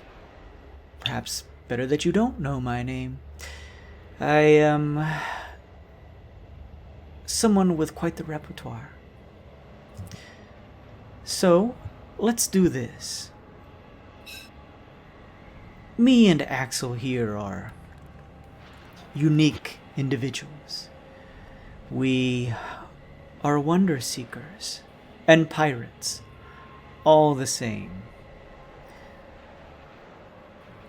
Isn't that like a wild knot? No, not exactly. A wonder seeker seeks fun, interest, intrigue, Ooh. no matter the Nice. cost. What is it that you propose to us, Captain? I say that we play a game. Any game that you would so choose. I will offer myself up to play, and then one of your crew here will be my opponent. You choose the game, and then we play. Whomever the victor gets to choose which of these two vehicles you have, the Mind Spider or the back half of what appears to be your previous ship, which I am almost positive still retains a spelljamming helm within it, gets to choose which of the two they keep. The other party gets the other. Limbo! Play Limbo! Bolt, Wait. tell her to play Limbo! Bolt! It does. What are you putting on the line? It seems like either way we lose. My first mate brings up a very fine point. This would be very much correct, Construct. Those are the terms of my game. His name is Cogman, and you will address him as so while you are upon my ship. I am very sorry, Cogman, but yes, this is extortion through and through. Do I see any amount of weapons upon him? You see a... Hang on just a second. On the large floating creature, you see nothing but a number of tendrils with eyes at the ends, and a large eye patch covering what you assume to be a larger central eye in the middle mass of its body. Sharp row of teeth underneath. So nothing outwardly threatening from that thing I can see, yes? Yeah, it looks pretty harmless. On Captain Visidia, you are able to easily see out in the open what looks to be a scimitar and hand crossbow attached at her sides. How quickly did that, portal appear and disappear? Or is it still open? It is gone at this point. Was it like an instantaneous, zoop, they're there, or like... It seemed to open, they step through, and then it closed. Also, Anna just threw Emma a curio. Yeah! Thanks, Anna. I want to psychically say to Bolt, Yes. we gotta do a double or nothing. It's clear they're just trying to take our ship. How about we do winner keeps both ships, but sweeten the pot a little. Give them Crude. They're pirates. Crude wants to be a pirate. We'll tell them that we'll give them the best crew member we have, no matter what. Emma, Ironhide. Thank you, Anna / June. Go ahead and give me a D10 roll, please. Anna's my favorite. I'm open to suggestion, and I liked half of what Il had to say. And the other half you really liked. The other half, I'm considering. Not much, but I'm considering. Emma, as you're listening to this conversation, you dig through your packs and find a mangled piece of copper chainmail etched by acid. When worn and activated, this curio grants you advantage on your next charisma save. Oh, okay. Hey, Cool. Good against vampires. Oh. And then Ironhide one from you as well. Captain Visidia, are you a vampire at all? No. Okay, Just, alright. Well, just checking. Cool. I guess. Bummer, really, but alright. Regular, legendary pirate captain is all, she says. Yeah. it's Pirate captain. better. We have something in common. So are we gonna give Crude up too?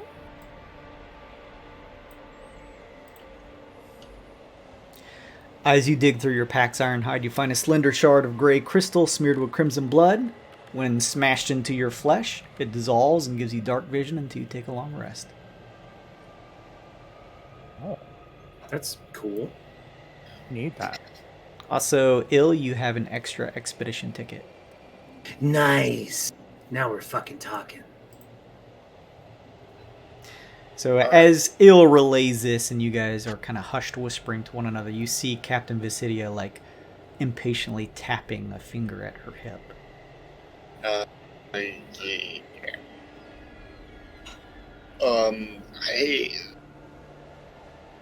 Bolt is not too excited about this captain walking onto his bridge and making demands of him. So he wants to start a fight, but if nobody else wants to, Oh, are you? Blaze of glory! Blaze are of you- glory! Are you kidding me? Are you kidding me? Just say the fucking word, Captain. Say the fucking word. You see the twinkle in Emma's eye. He's gonna tell Ill when he says when he relays the make a double or nothing wager. He says, "Tell the big guys to take the big guy, and us small guys will take the little lady." I do. The big guys being our whoever identifies as big guy is gonna hit the big guy. I literally telepathically messaged everyone. All right, we're fucking them up. Big guys take the big one. Little ones take the little one. Got it. So Bolt will walk over to her and say, "No deal," and cast Fairy Fire on the both of them. Okay. Man. Oh, blaze of glory! Blaze of glory! We will put you at the top of the list, Bolt. Otherwise, everyone, please roll me initiative. Like these fucking idiots. I'm trying to give them an out. Oh boy. Okay. We know Not that music. Axel can't die. Otherwise, it would cause a time paradox. Listen, all you have to so ill. This'll You be just your go fault. after Axel since you both don't die, right? Like. Right. Exactly. Oh no. Fantastic. Raffling through the portal. Yeah. I was on mute earlier. I was trying to ask if I could take an Arcana check on the portal. Sure, if you want to. We'll say that you can. You have Ironhide in there twice. I know, this stupid thing added everyone So, twice. Here I'll you go buddy. twice. I'm big. It's 26 on the Arcana check. You would be able to identify what they stepped through as a dimension door or some slightly stronger variant to allow a large creature like Axel to pass through. Or perhaps he was the one to cast it. The creature behind Captain Visidia.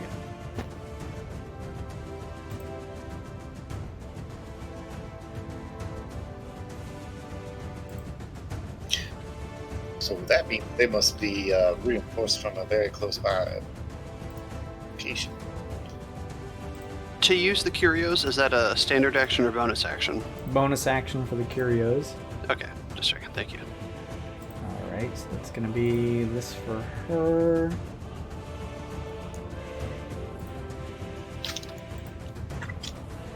Oh man, and Cogman still has exhaustion.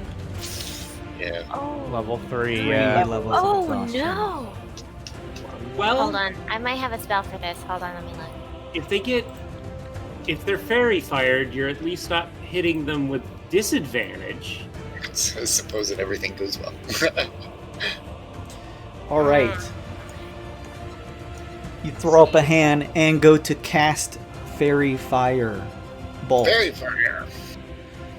They need to make some type of save. DC 14 Dexterity save.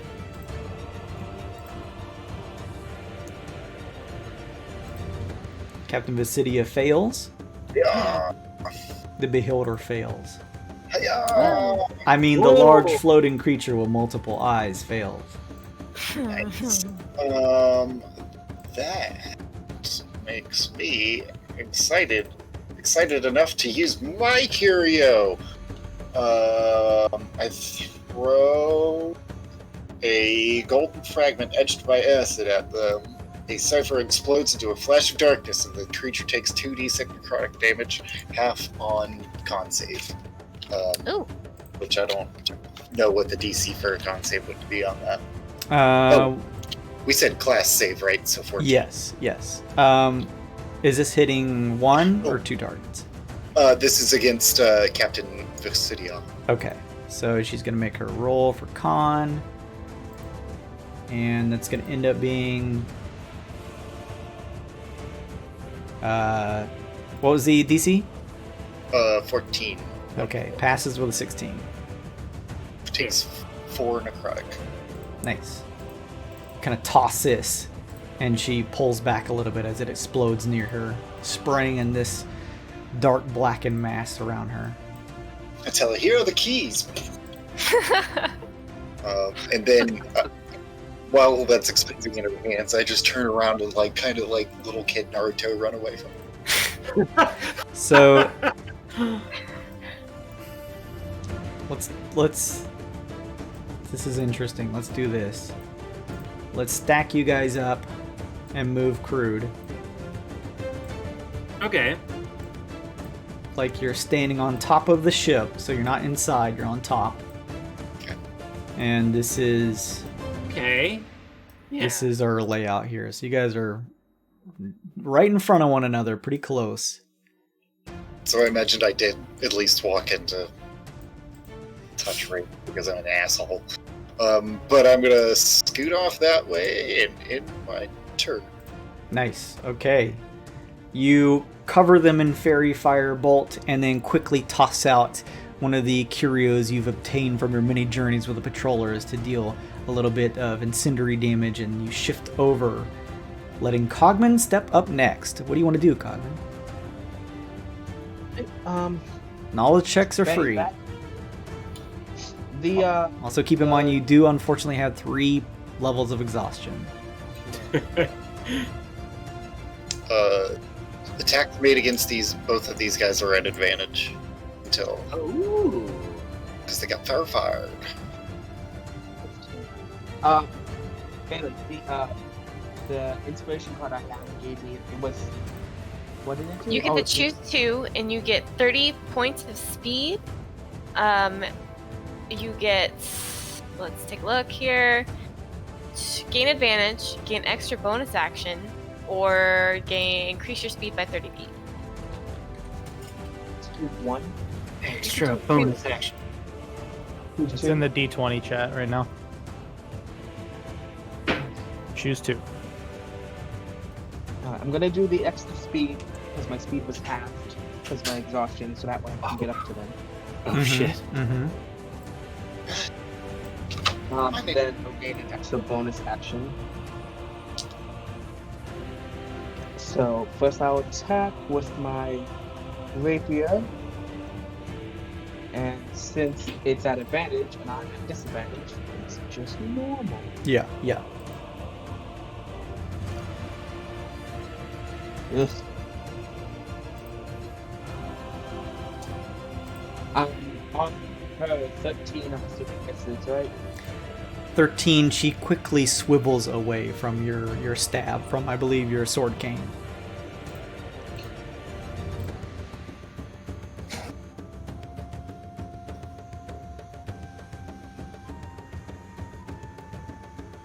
You know what? I should have taken the advantage on that card. Oh well. You can't cancel out. Once you have advantage, you can't get double advantage to cancel out disadvantage. Yeah, I mean, you guys talking about that last episode. Okay. Well, I didn't actually need that bonus action then. Oh well, because I missed. You got rogue disengage with the bonus action. Yeah, I'll disengage. I don't have any reason for an extra bonus action at this point. So You dash with it. That's another Disengage dash. I don't want to go that far back. So yeah, I'll use my cunning action, the disengage, and then my turn. Okay. She looks to you all as you begin attacking her. This is the way you want to do it. The large creature behind her. I look at him, blaze of glory! It's not the way we wanted, but it's the way it is. Oh, that's a good boltism. Ironhide, that means you are up. Immediate rage. I'm so mad. You're on my ship, and you're a pirate captain. Well, I'm a pirate captain, bosun, mayor. Pilot. Is this a spot? This little one. Yeah, we'll say that it is. Alright. 5, 10, 15, 20. Oh, nice. I want to double attack on Axel, but I At want to... advantage. At advantage, and I want to trigger head first charge. I move 20 feet straight forward to a target and hit it with a melee attack.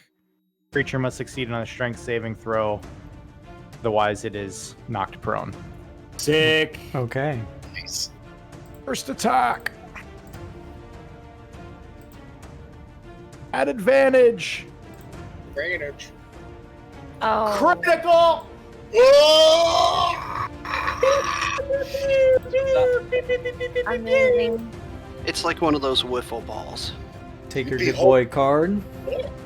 Oh, I uppercut that thing so hard. Don't forget your rage. You gotta add your rage to all that. Your rage so damage. 22. Plus 2. 22 bludgeoning.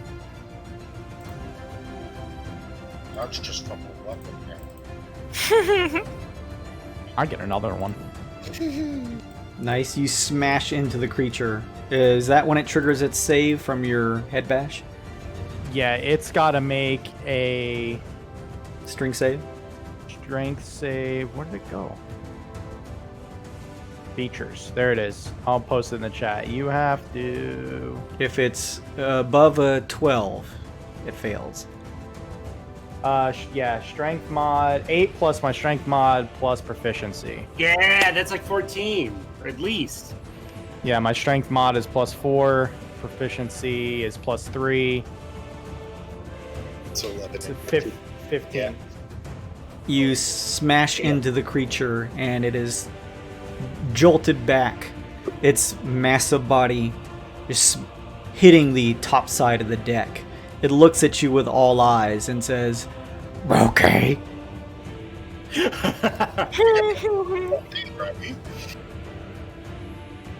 On Gallagher, that sack of shit. Did it save? No, it fell prone.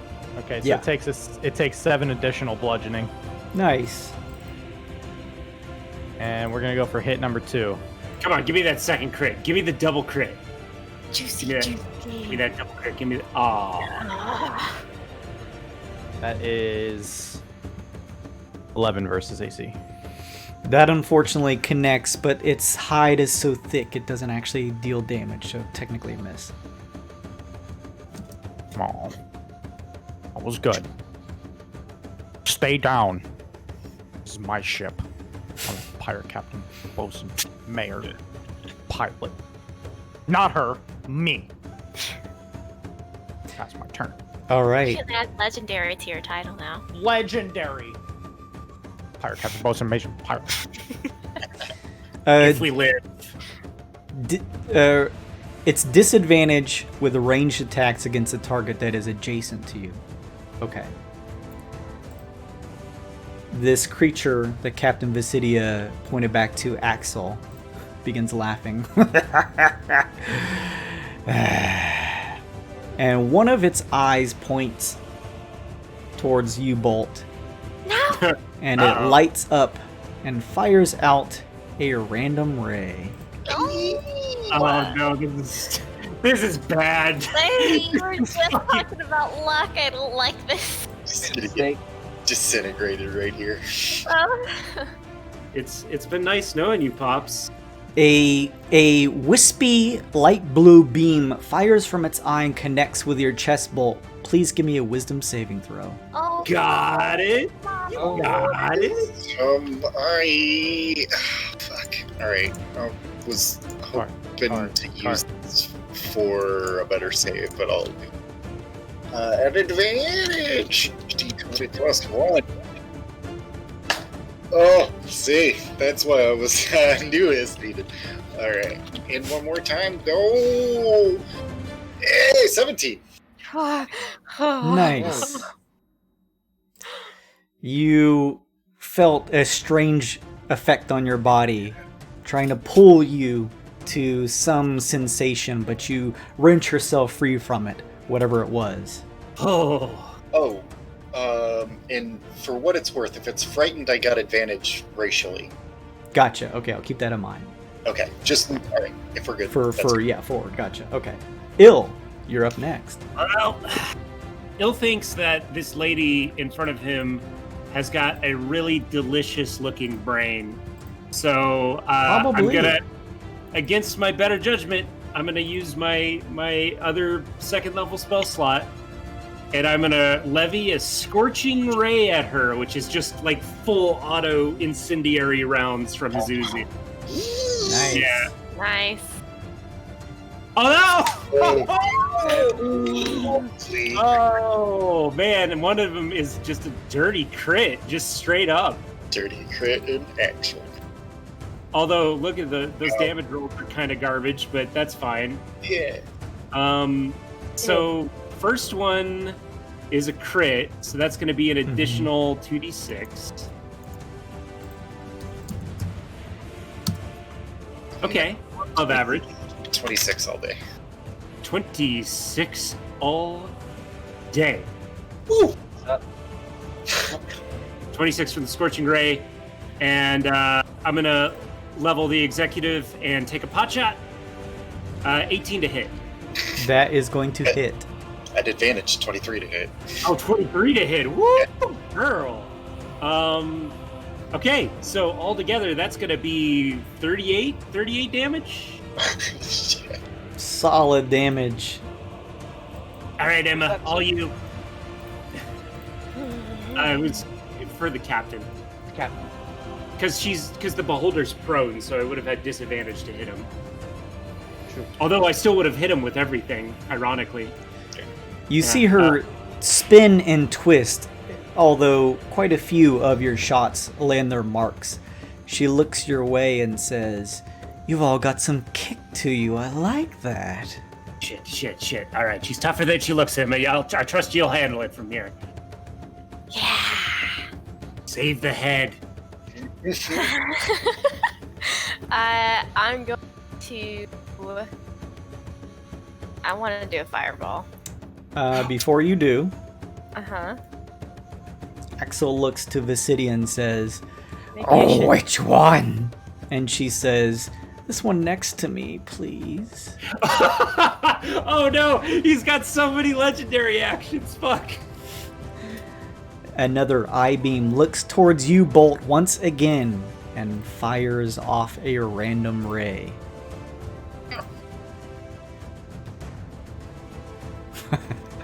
A light blue wispy ray, a similar looking ray, shoots out and connects with you. I need a wisdom saving throw. 13. Despite all of the adrenaline and action happening here, Bolt, a strange sense of sleepiness comes over you, and you slump to the ground asleep. You are unconscious. No. Oh no. What is it? Well, guys, he's asleep. you guys have fun. He's asleep. That does drop fairy fire. Yeah, fire drop. The bright outline covering the captain and Axel dissipates. But it is now your turn, Emma. Ah. Never mind, Emma. Alright. I'm going to cast Scorching Ray at the captain lady who just. To me, she's the one that downed Bolt, so I'm gonna cast Scorching Ray at her. One day. It'll come up. Shit. First one's a hit. You got 2 more of those. Oh, I do? Yeah, Oh, Scorching fuck Ray's yeah. 3 wounds. Fires out 3. You could hit her, or you could equally fire off. Second one's a crit. My God! That's It's what's all up. going at her. I'm so upset that my Captain Bolt is down. Emma, you get and a purple. good girl card. Oh, can I have a good? I want a good boy card too, you because can I also have one too. Yep. And also Okay. probably Ironhide, because he did get Just remember, you I can can only take- have one apiece. Yep. He crit Oh. every Can I turn so far. Can I trade the ones I have? No, Oh, unfortunately. no, I already have one. Never mind. I already used it, so it's fine. Man, not bad though. So that what is that? What was 21. the total damage? 21. Oh, let me see. 16. You fire Wait, off. that's this at 3rd level. What? That should be what, 2 additional or 1 additional? I think that's if you cast it at 3rd level, that's an additional firebolt. All That's right, an additional let's bolt. do it. Whoop, whoop. 14. Maybe 14. Does 14 hit? The 23 is going to hit. Your crit hits. The 13 misses. The 14 misses. Dang. Frick. All right, 21 still pretty good. Yeah, that's pretty damn good. Yeah, You fire where's it off going? a triple beam, actually a quadruple beam. 2 of them miss, but 2 hit their mark and singe Visidia's outer leathery corset. Oh, you love to play with fire, all of you, don't you? So one more, right? Is that right? Yeah, she is just She one did. more. Yeah, it's just one more. She's good. Get off our ship, lady. Go away. Axel, you see from behind Visidia, Emma, a eye stalk peer over her shoulder, and a random ray fires your way. Oh no! Oh no! Oh no! Please She give me... got What's a that? damn fear. Okay, gotcha. Thank you for reminding me. Please give me a let's see. A deep reddish beam fires out from this eye That sounds and bad. connects with you. Please give me a dexterity saving throw. I am going to use. Let me use my. One of the advantage. 3 inspirations you have. Actually, one is Cogman, so I'm gonna get rid of it. 'Cause it's it. Okay, okay. Let's see. I get to choose my inspiration. Let me get rid of this one. Goodbye, inspiration. Mm-hmm, mm-hmm. And dex save. Okay. Yes. All right. Dex save number 1. Whoop! Good deck save. Nice. Let me just read here. Oh no.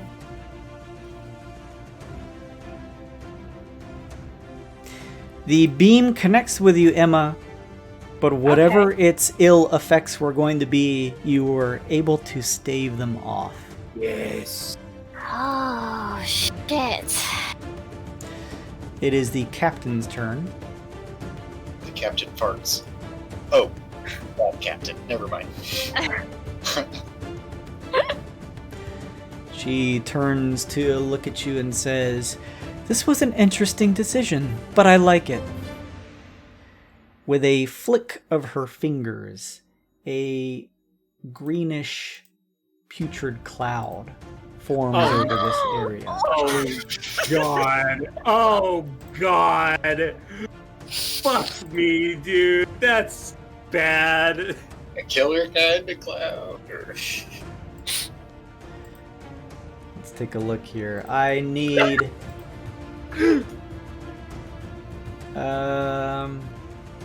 as this greenish, putrid cloud forms, the smell pervades your guys' senses, and it is disgusting.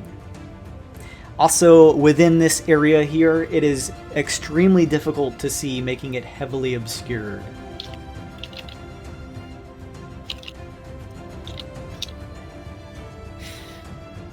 Okay. Let me see if she has anything else real quick here.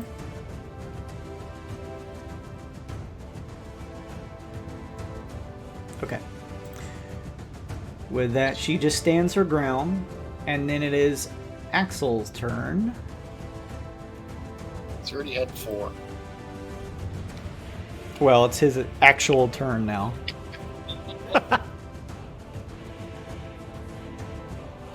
Would this be considered a vapor or a gas? Yes. Excellent. Great. We're fine. We're fine. Relax. Does this ignite? What's that? Don't. That's our ship. We're still on our ship. Nobody is gonna ignite the gas. No, they will. Right? Should she be pulled 10 feet into the gas? No. No. Axel floats up from his prone position and moves one space away from you, Ironhide, for an attack of opportunity if you'd like. Oh, I want it. 15 versus AC. That is unfortunately going to miss. Oh, shit. Fine. It begins laughing. This is pretty entertaining. A ray shoots out from one of its eyes towards you, Ironhide.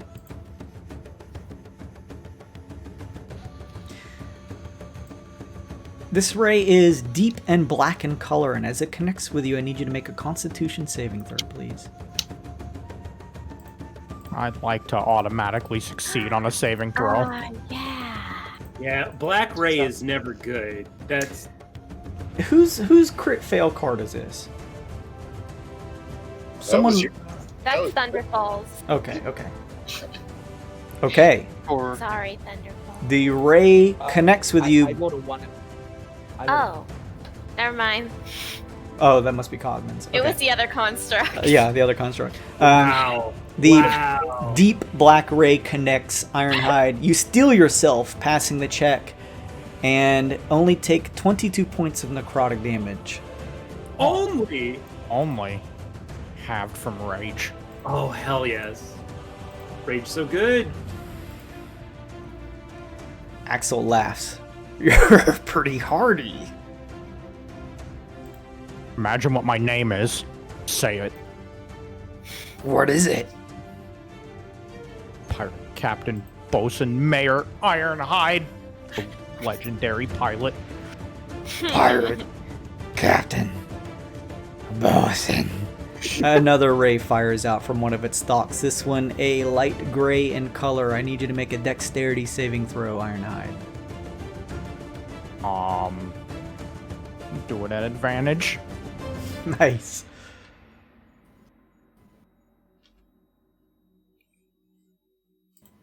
$15.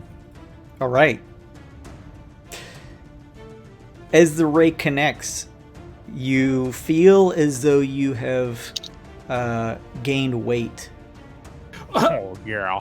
And as you look around to understand why, you peer down and see that your feet have turned to stone, and it is increasing, growing up your body. You are currently restrained. Oh, no.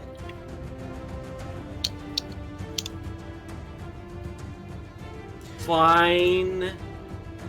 Question. Let's see. Bolt is technically inside of the cloud, so he is heavily obscured.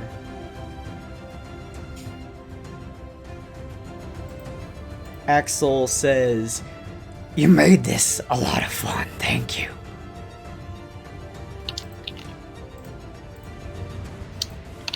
And fires off another ray towards you, Ironhide. No. Oh, no.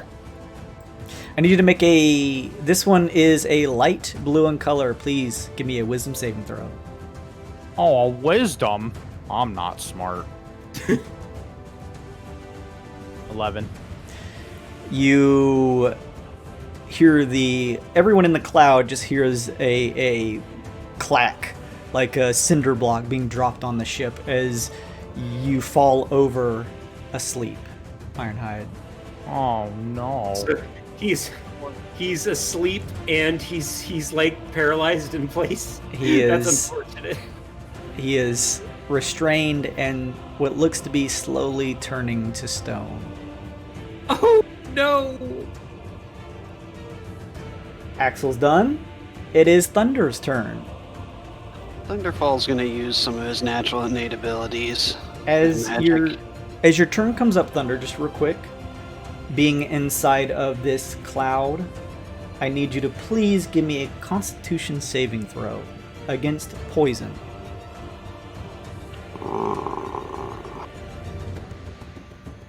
That's an 8.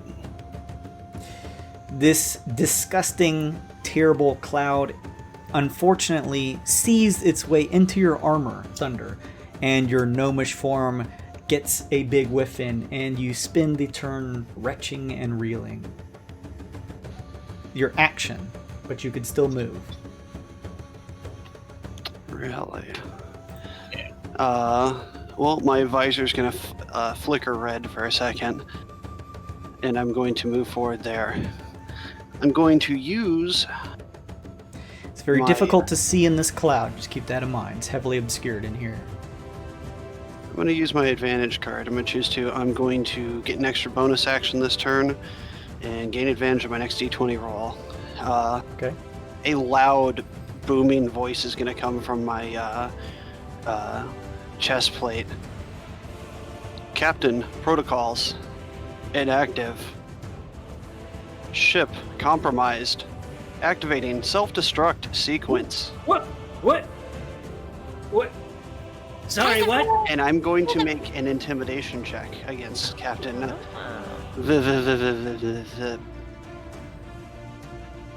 At advantage. Sure. 15. Let me see here.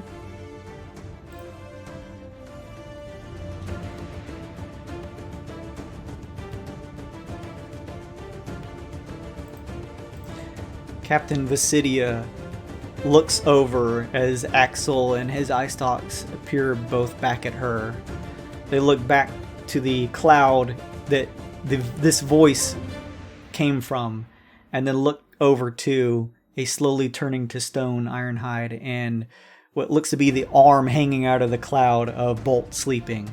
And they both start laughing maniacally. Alright. You just hear laughing coming from not far away ahead of you. You have approximately 1 minute until self-destruct. He looks over towards the city and says, "Parley, or I shall self-destruct." Good pirate word. Oh, that's the thing, darling. I already tried parlaying. You're the ones who attacked me.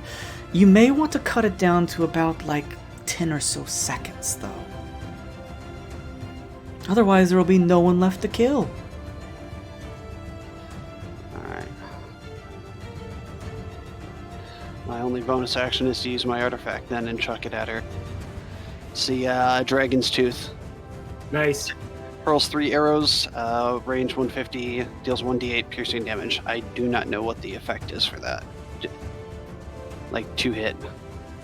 You're in a cloud, but there's no attack roll, so let's just say you can roll that damage but have it because it's very difficult to see ahead of you.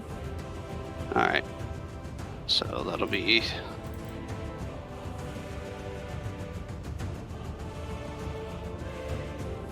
I mean, that's not bad. Half on each of those. 4, 5, 8 damage. Alright. It seems like it does connect as you kind of just toss it blindly ahead of you. That's his action. That's it. Let's take a look here real quick. She is going to make a con check. Okay. She maintains this nasty cloud ahead of her. Don't like that. We roll back up to the top. Bolt! You are napping right now. Yeah, I was gonna say Bolt just farts in his sleep, I think. Let's take a look here. This cloud doesn't deal damage to you. But I think sleep, I don't think is a save. I think it's just... You continue napping, softly and soundly. Someone has to wake you up. You are having strange dreams of creatures flatulating all around you. It's disgusting. I was gonna say, I'm eating a bowl of spaghetti, but it keeps on farting at me. Oh no. Cogman, you... I don't understand the stream. Cogman, you find yourself trapped in... Just DC. Oh no. Hold on. Sorry. Get back. Camera went off. You there, Cogman? Sorry. That's okay. Cogman, you find yourself in this cloud that is heavily obscured. It's difficult to see. You hear a retching coming from one of your teammates nearby. You're not sure why they're doing so. Probably because of their organics and the fact that they can't handle whatever this is. Other than you being not able to see within this cloud, you suffer no ill effects. Problem with organics. Alright. So I will step forward to try to attack the captain here. At disadvantage, my exhaustion. You'll want to technically step ahead one more space. Because it's technically still in range of it. Well, I wasn't trying. I was just getting close enough to. I'm gonna move backwards in a second. I'm just getting close enough to attack the captain. Yeah, I mean, technically, you're still like inside at that spot there. So I can't. Let me check the text real quick here, and I just want to double check. It's a sphere. I can move again if I have to. I'll actually say that you, Bolt, and Cogman, just a touch retcon. This is not a block. It's actually this sphere. I'll say that you guys are outside of the cloud. Cool. Alright, so yeah, I will attack her. Oh, yeah, I rolled at disadvantage, and it was a 14 that misses, right? Yes. Alright, so I'll just bonus action. She catches it with her scimitar and throws it away as you try to stab her with your sword cane. You step back into this disgusting cloud. That's it. As you end your turn, Axel looks at Visidia and they both say, "Have you had enough fun, or shall we keep going?" Go away! Keep going away! I mean, we're keeping our ships. Both of them. Oh, very Goddamn. well then. So you can go away, yeah, if you want to. We will, eventually. Let us just finish this up really quickly. Ah, At the very least, you get to see the might of Captain Visidia. And me. And Axel.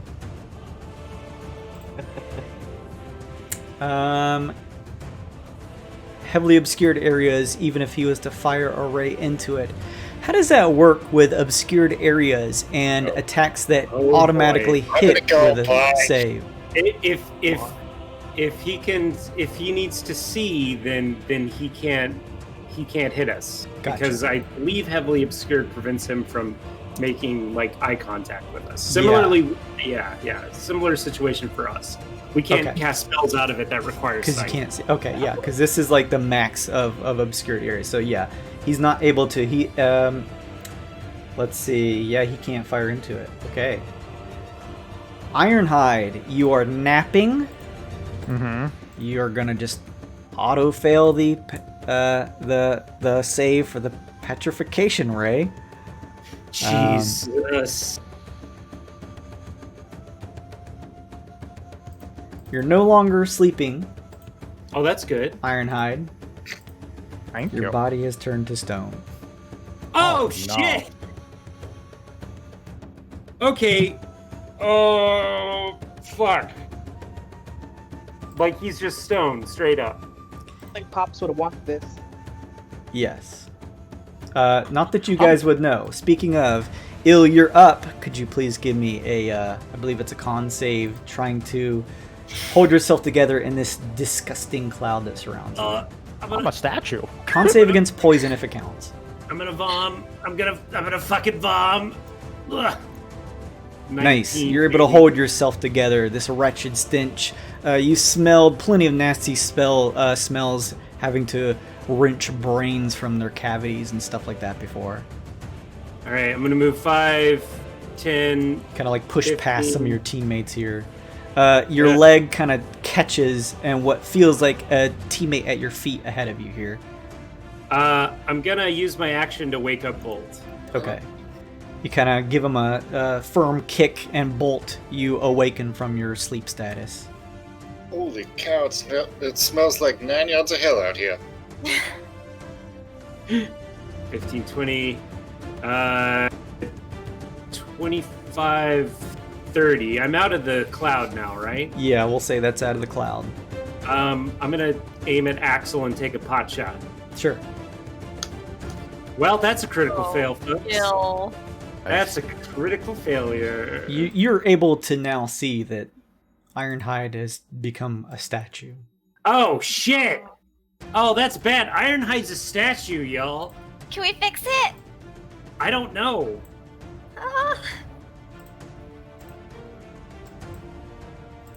That would be all for my turn. That's action move bonus. Your shot goes very wide, trying to get the last bit of vapor out of your face as you try and take a pot shot towards Axel. With that, it is going to go to Emma's turn, but before that happens, Axel says, "There we go, more targets," and fires an eye ray towards you, Ill. Shit! Shit. Paradox. It's fine. They'll just take me hostage. This one, a bright red beam that fires from one of its stalks, touching your chest. Please give me a wisdom saving throw. Oh, that's a bad one, y'all. You sure it's not intelligence? Pretty sure it's intelligence. No, unfortunately not. Okay. Oh, Now boy.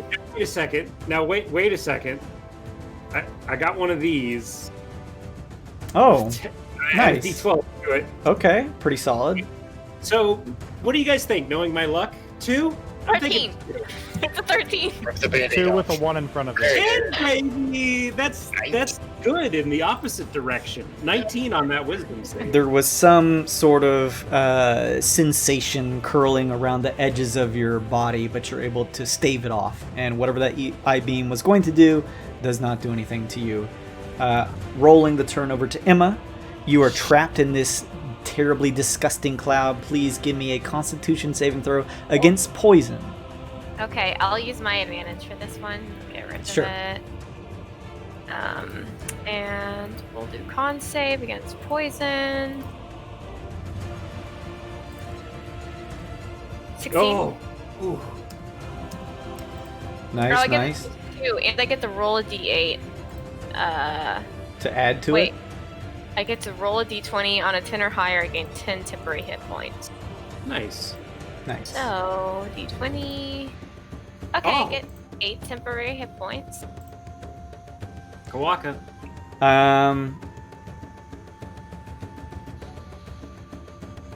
With a 16, you're able to stave off the terrible smell that pervades your senses. I cast Gust of Wind. Oh, that's fucking brilliant. I am sorry, Thunderfall. I really am. Well, worst Hey. case scenario, you push him into the enemy. It's 10 feet wide. Fuck. Maybe I don't cast this. Do it! Do it! Fucking do it! Pleasant glory. Okay, I'm sorry. Oh god, I'm sorry. Bolts down. I'm panicking. There's a statue of my best friend apparently. Yeah, I'll cast Gust of Wind. Okay. So, a line of strong wind, 60 feet long and 10 feet wide, blasts from you in the direction I choose, which is in front of me. Mhm. Each creature starts its turn in the line must succeed on a strength saving throw or be pushed 15 feet away from me in the direction following the line. Any creature in the line must spend feet of movement for every 1 foot it moves. The gust disperses gas or vapor. It extinguishes candles, torches, but basically this gas is gone. As a bonus action on each of my turns before the spell ends, I can change the direction of where it goes. Oh, so you can just gust it all away and then bonus action change the direction right now. Okay. Yeah. Oh, I that's will- perfect. Let's see, 5, 10. And it still comes from me then? Yeah, it always does. Yeah, you're the center point. You're like Kamehameha, but with wind. Yeah. Oh no. Oh no. You see that Ironhide is replaced with a statue version of himself? I mean, technically everyone's gonna go this way. So, Well, if you use your yeah. bonus action, you can divert it away from us so we don't have to worry about it on our turn. But what if she gets pushed off and you guys could just get pushed forward to the front. That could work. Do it. The choice is yours. And yours alone. Yeah, I'll do it. Blaze of glory. You close your palms together and fire off a blast of wind in front of you, Emma. The massive cloud of stench dissipates and is blown away by your blast as a fearsome wind kicks around each of you in front of her, blasting towards the backside of the ship. And I believe that's a save on the beginning of their turns, or else they get pushed back 15 feet. Yeah, it's a DC 14. All right, gotcha. Strength Love save, it. right? Okay. Okay. Oh man, this is so good. As that happens, Axel, it's not his turn, but Axel peers around and says, "I don't think I've hit that one yet." And he fires an eye stalk towards you, Emma. No!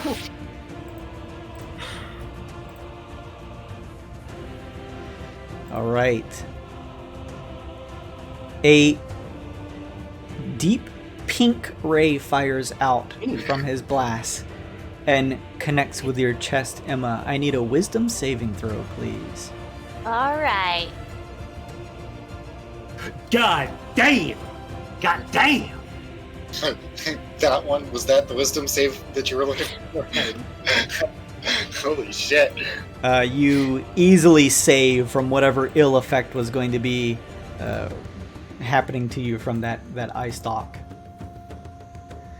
It is the captain's turn. A strong wind blasts in her direction.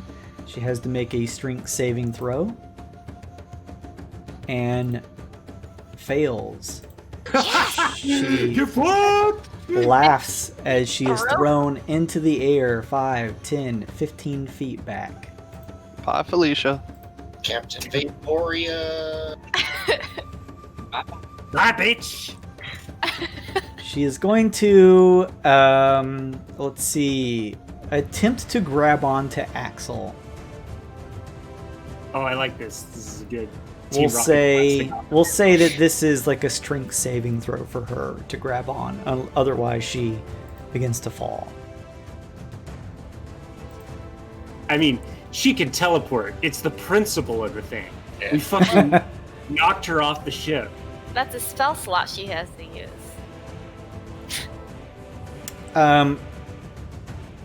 She laughs as the blast knocks her back.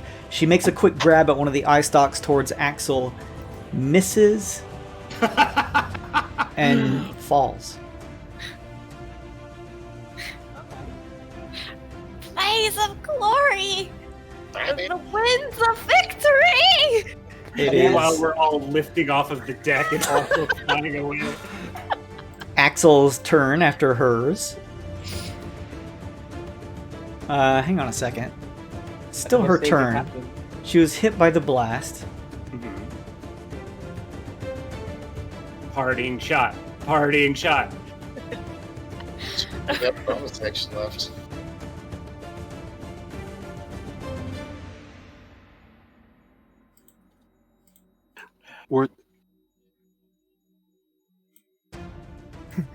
What's happening? I don't like this silence. It's making me Right? nervous. How do I kill them? He's rolling so many dice. Emma, you do that Dragon Ball Z thing where the blast continues and you're trying to peer and see what's left. Uh-huh. You hear scraping coming from by adjacent to you, and as you look over to your left, you see her crawling up next to you. Oh no! She teleported around! Hello there, she says. Hello. Gravity of spelljamming ships, a funny thing. Oh, we're in the gravity. That's funny. Okay, but it works for us too. Axel is a beefy beholder boy. The winds knock against him, but he maintains his position in the space against the winds blowing towards him. He peers around. Hippo Man, is that you? Oh, little man is woken up. No, I'm not. How about a treat for everyone? He fires an eye beam towards you, Ill. No. A pink ray fires out. Please give me a wisdom saving throw. Oh God, no! Here, please. Whoops! I accidentally moved Cogman. All right, first I get the thing to see if I get 10 temporary hit points. I do not. Oh. Oh, damn. But I do have advantage on this wisdom save, baby. Nice. Nice. Oh, thank God. Get a point card. Get a point card. Get that bit good boy from here. Whatever that was, you stave it off handily, Ill. What was that?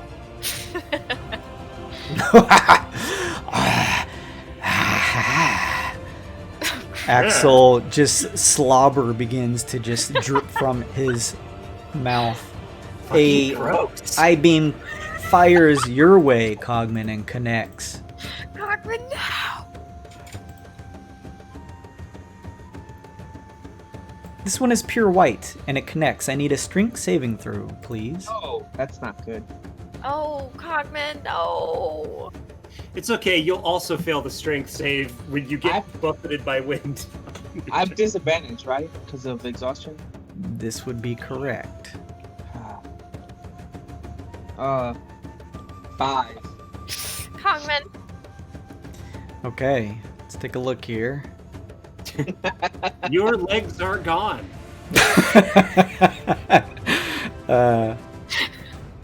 Remember how many legs you used to have? Oh, no.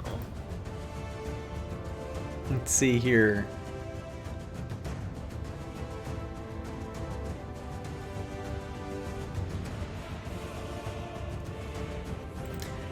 You are lifted in the air, Cogman, and pulled away from the strong winds of Emma's gust of wind. 5, 10, 15, No, it's gotta go in 20. the direction the wind's going. Well, No, it, this is something else. Oh, sorry. yeah. 25, 30. You're being pulled pretty far away by some power from this beam that connected, pulling you 30 feet away from the ship. What You the continue to just float in the air. Axel continues to laugh. Oh, the fun. I love the fun. A third ray fires out towards you, Thunder. Is that Thunder. a magical eye beam? I mean, technically they are all magical. Oh, yes. Gnomes are good. This one, a deep, visceral black as it connects. Please give me a dexterity saving throw, please. Yep. The one that'll end me. Yeah, I got nothing to help stop that. That's gonna be Yes. 19. You felt as though your heart nearly skipped a beat, though you hang on, sweating a little bit inside of your protective outer casing. The beam's effect does not work on you. Oh God, we're getting real lucky with these saves. Axel slowly falls purposefully back a bit, laughing as he does so. Turn passes. Axel, or I'm sorry, Thunder, you are up. I need you to make a strength saving throw as the harsh winds push against you. Can I naturally fail it just because I want to move and fall inside of the ship? I Sure. always choose to fail a save. Okay, You I have to resist. fail it so I can take 5 feet of free movement to fall inside of the ship. Okay. You fall down inside. I'm going to use my movement to run to the helm of the ship. Okay. Oh, sorry. Yeah, you would fall inside here, and you can run to the helm if you'd like. I'm going to use my action to press whatever button it takes to take the giant crab spider arms and pull them back and smack the living shit out of Ivantika, Lucidia, whatever the hell her name is. If it requires me to move the ship back a little bit, if it requires me just whatever the action is, just to move the arm back to try and smack the shit out of her. Make a called high or low luck roll, because the way that these legs are, it may be the case that they can't like invert and move back towards the ship. They may be only able to work out in front of the ship. But let's do a luck roll to just see if that's a possibility. High or low, and you want me to roll it? High or low, you call it and roll it. On D20? Yep. Okay. We'll go high. Son of a... Oh, we do not go man. Oh, guys, I tried. You feel Yeah. the sickening sensation, and the legs do let go of the front of your ship that's sort of like held in place by the infinity vines. They do retract, but they only retract so far and don't seem to be able to move in the opposite direction from where they're sort of like initially pointed, unfortunately. As a bonus action, I'm going to use my... You feel like she could definitely be hit if she was like if either of them were like in front of the ship.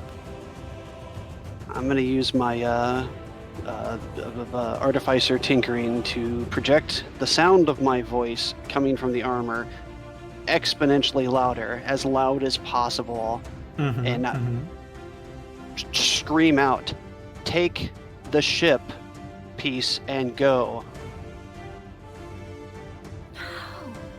Now we're winning. Hearing this, Axel looks over at Visidia and she looks up at you, Emma, being right next to her. Oh, you're giving it to me? So this is over then. Ah! I would tackle her like a gremlin. Just tackle like the little gremlin.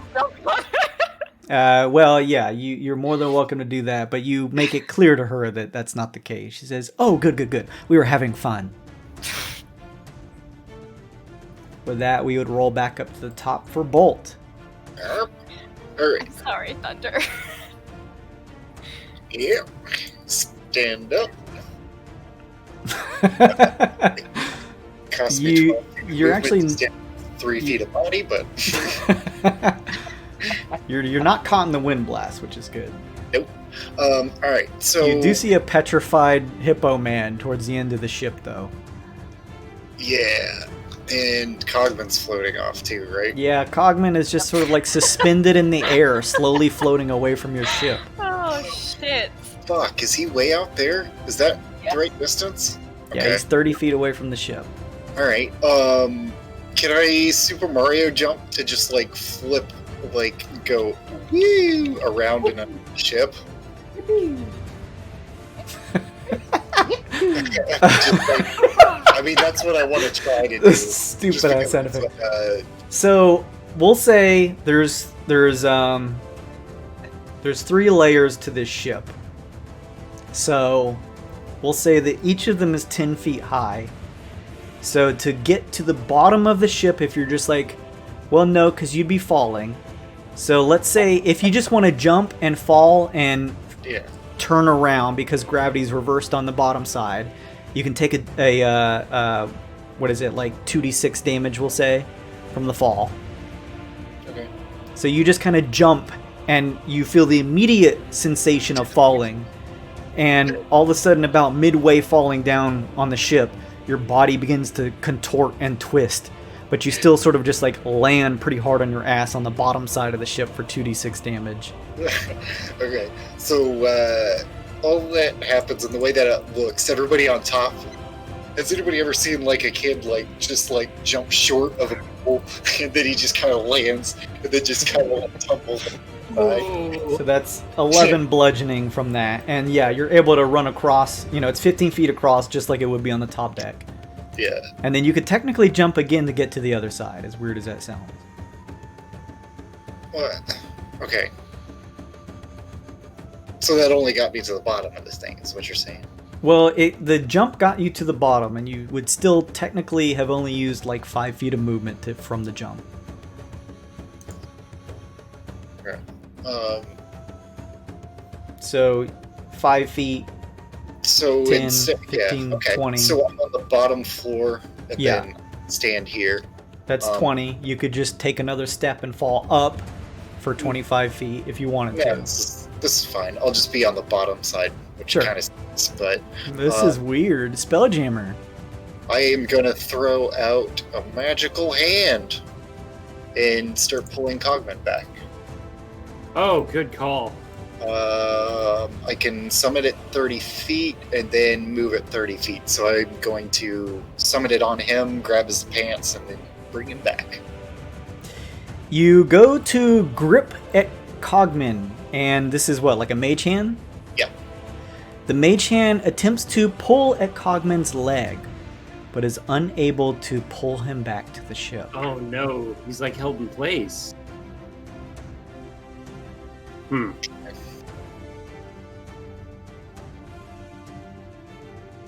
That's it.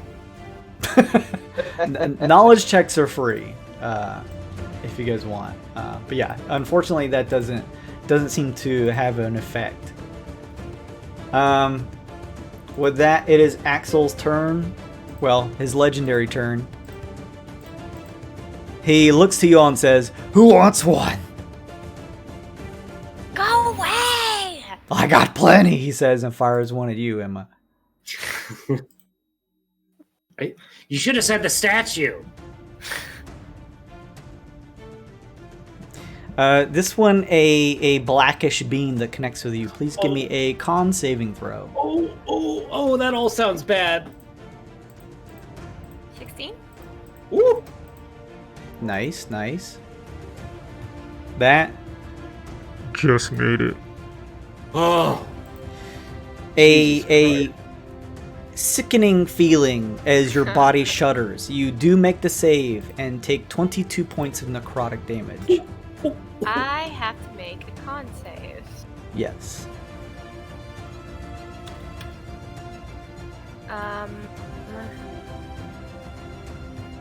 DC 11. You made it. Oh my god. Alright. DC 11, is it with the additive damage though? Or no, you're right. It's half of damage taken. Gotcha. Yeah. Yeah, that's fine then. Cool. You shudder off the effects to continue your concentration on your spell. A blast, this gust of wind continues pouring out in front of you.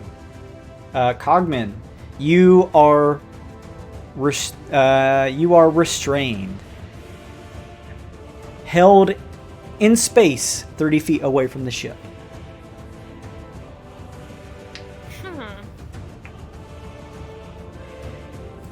I need to look up what restraint.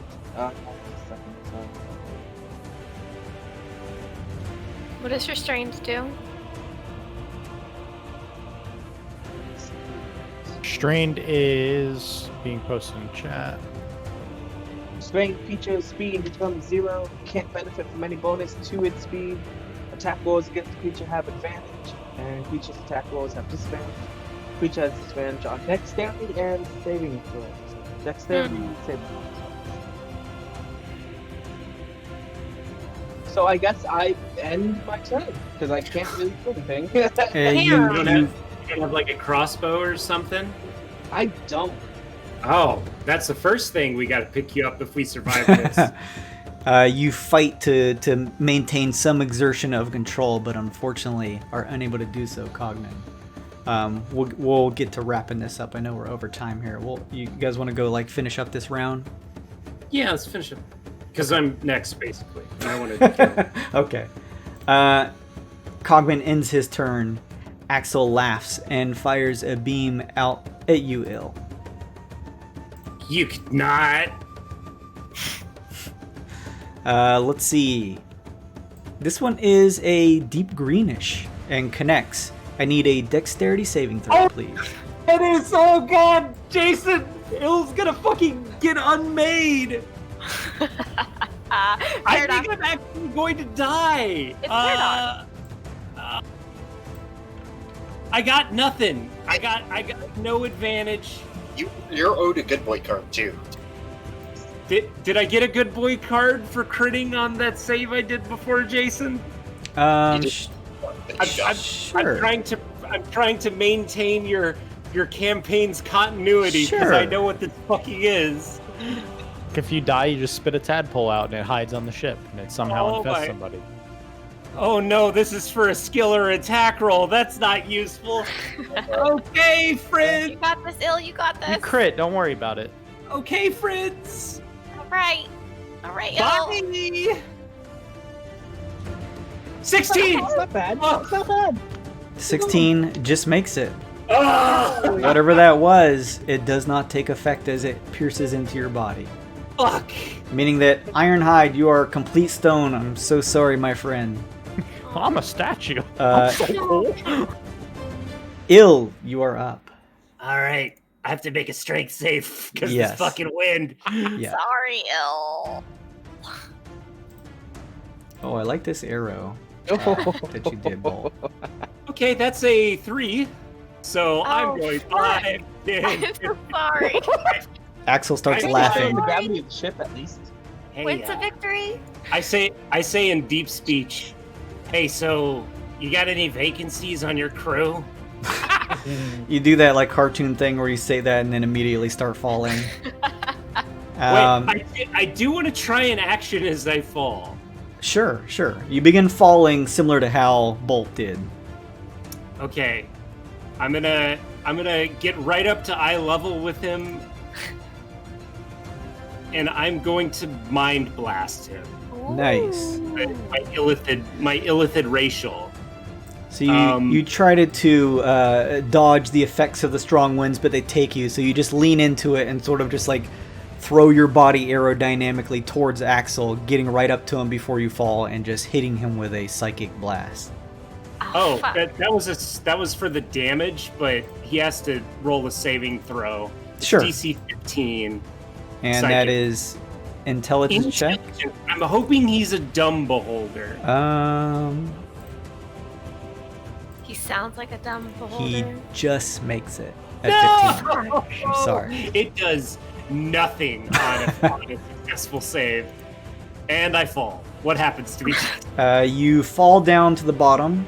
Gravity Okay. pulls you towards the edge of the ship, and you take 2d6 damage from the fall. Oh, You can see Bolt actually from down here. You take Hey, 8 bud. points of bludgeoning damage, and you are down on the bottom of the deck. I do that. I look back up. I take a pot shot. Yeah, you can still I take see him pot from shot. here. It's just sort of disorienting because he's upside down now. Right. 8 force damage. And he's pushed 5 feet away, but I guess he's still in the wind, so it doesn't really matter. Oh, that's pretty cool though. Okay, so 8 damage. Let's see here. Okay. And then he's thrown back 5 feet. And I run underneath here, and I'm like, Pops. Okay, I think we're fucked. So how do we unfuck this? Give me about a week to think about it. I think that sounds like a good idea. Wink towards camera. I'm done.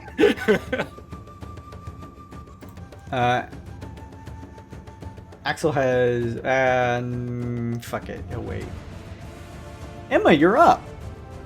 As bonus action, I immediately move my wind to just over here only. So start a blast. Yeah, and as my full-on action, I'm gonna use Scorching Ray on Axel. Oh, nice. You move the wind and it blasts Visidia nearly up and off from the area that she was trying to climb up from. 22 will So hit. this one's 22. Second one is a 14. That one Third misses. one is a crit. I crit again. These fucking crits are Torturing. Scorching Ray! Hell This is yeah. That's- only because I was talking such mad shit on Scorching Ray earlier. So that's 13. Nice. What is that? 13, 14, 15. 17, 18, 19, 20, 21? 21 again. Whoops, let's hide that one. There you go, take that one. Actually, you already have a good girl card. No, Jason, let me choose. You already have a good girl card. Let me choose. A number of bolts singe into Axel. He chuckles, but not as heartily as previous times. Emma will continue screaming at them to get off her ship and being a gremlin. I'm done. Okay. The blast is positioned right in Visidia's face. She says, again! And she's thrown 5, 10, 15 feet back and begins to fall. Nani? She's gonna be down there with you guys. Let's see, it's gonna put her here. This is weird. We'll say this right here. Bolt, you guys watch as you see Visidia fall, or rather fall up past you, and then gravity shifts and she kind of smashes into the surface of the ship on the bottom side. Well, hello, she says. What's up? Oh, fuck! She steps up to you and begins to attack. Oh, no. Sorry. Pulling her scimitar out, she goes to strike at you, Ill, for 13 versus AC. Oh, that's gonna be a miss. Nice. And tries to swing at you one more time, this time for 22 versus AC. That's a little bit higher than the last time, Jason. I think that one's gonna hit. For a total of 10 slashing damage. I am bloodied. Oh, sorry.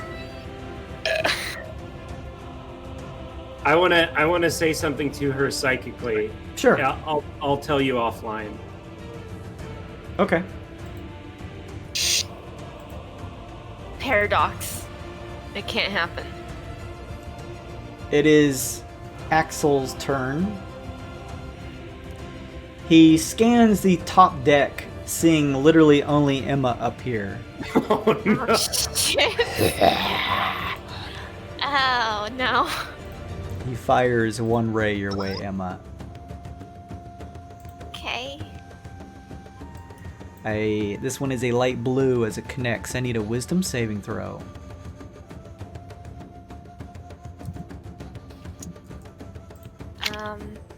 It didn't roll. Okay. It's okay. Fuck. Shit. You hold on Alright. to maintain the gust of wind blast from your palms, but it begins to dissipate as you take a step back, take a step, and fall over asleep. This is boring.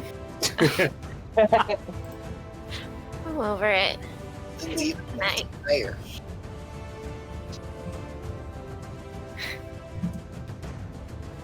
Oh, this fire is the scary fire lantern.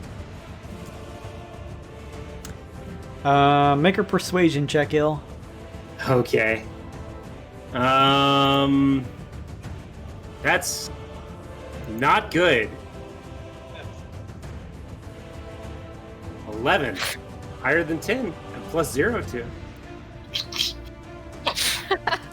She, holding her scimitar out and kind of in the midst of like her melee between you and her, hearing this message, says, "A friendly face and one of your ships. And then I'll call off this fun we're having." And the statue of the hippo? Maybe? Get him unstatuified, perhaps? Oh, I'll leave that to you to figure out.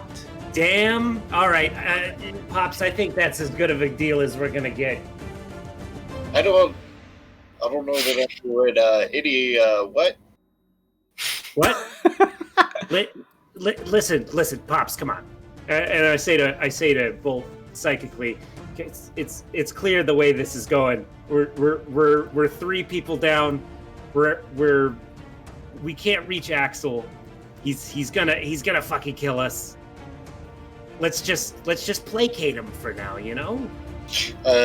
Bolt kind of refuses to acknowledge it. He says, "But what do you think, Emma?" Shit. What do you think? What do you think, Ironhide? Ironhide's inside. What do you think, Thunder? Damn it. Where is everyone? Alright, fine. Is Axel's turn over? So Bolt agrees, much to his chagrin, I assume. Yeah. Captain Visidia looks over at, well, she wouldn't see him, but she says, Axel, I believe they have changed the terms, but I'm happy with what I hear. Axel stops firing beams. Fuck. Is his turn done? Not fighting. He is, I mean, yes, technically his turn is done. May I turn the ship in his direction? You can turn the ship 90 degrees if you want. I blare over my voice horn to her. Take the ship and leave. And turn the ship 90 degrees, at least towards Axel. Okay, so it turns 90 degrees facing down. Everyone kind of holds on a little bit as it shifts. Visidia smiles. It's at this point that, Cogman, you are let go from your restraint. 5, 10, 15, 20, 25, 30. You're going to take, let's say, 4d6 from falling. You take 15 bludgeoning damage as you kind of smash into the bottom area where most everyone is at this point, strangely enough. Hey, sup? Visidia looks around hearing that voice as Cogman kind of smashes into the ground next to you all. Axel begins to like slowly descend to meet with the rest of you at your eye level. She says, very well. The terms then. Who shall be the face on the inside of the patrollers? Hey, yo. Just the person. One of the newest and most trustworthy people that I know. Crude? Oh, I believe that this one next to you is taking the charge, Captain. Listen, Captain. Don't. This ain't mutiny here. I'm just trying to make sure we get out of this alive, okay? You're gonna have to forgive me. You dock my wages if you need to. I'll roll against you. I don't know. I need time to decide, so I'm gonna roll. Okay. After this, we'll wrap up. So are you leveraging her, or are you... I'm trying, I say psychically, I'm trying to get us out of this alive. Alright. And that's all you're doing? Yes. 19 insight, that's my answer, yes? Okay, yeah. Alright. Well, Bolt, the 19 insight Yeah. needs my 19 deception, so up to you. I'm there with you. Yeah. He'd give you the tie break on that. Alright. It's gonna be me. It's gonna be... I want the juiciest details you have to offer when you come across them. What was your name again? Name's Ill. When you happen upon valuable, dark, secretive information that these patrollers would not want shared with anyone else, you share them with me. I have a way for us to communicate, but first, to make sure that you are good for this deal, tell me a piece of information. Something that would titillate my interest to sign off, as it were, to all of this. Sure. Is this out loud? She's talking out loud, yeah. She doesn't have... She knows that we're dark patrollers. That's enough information.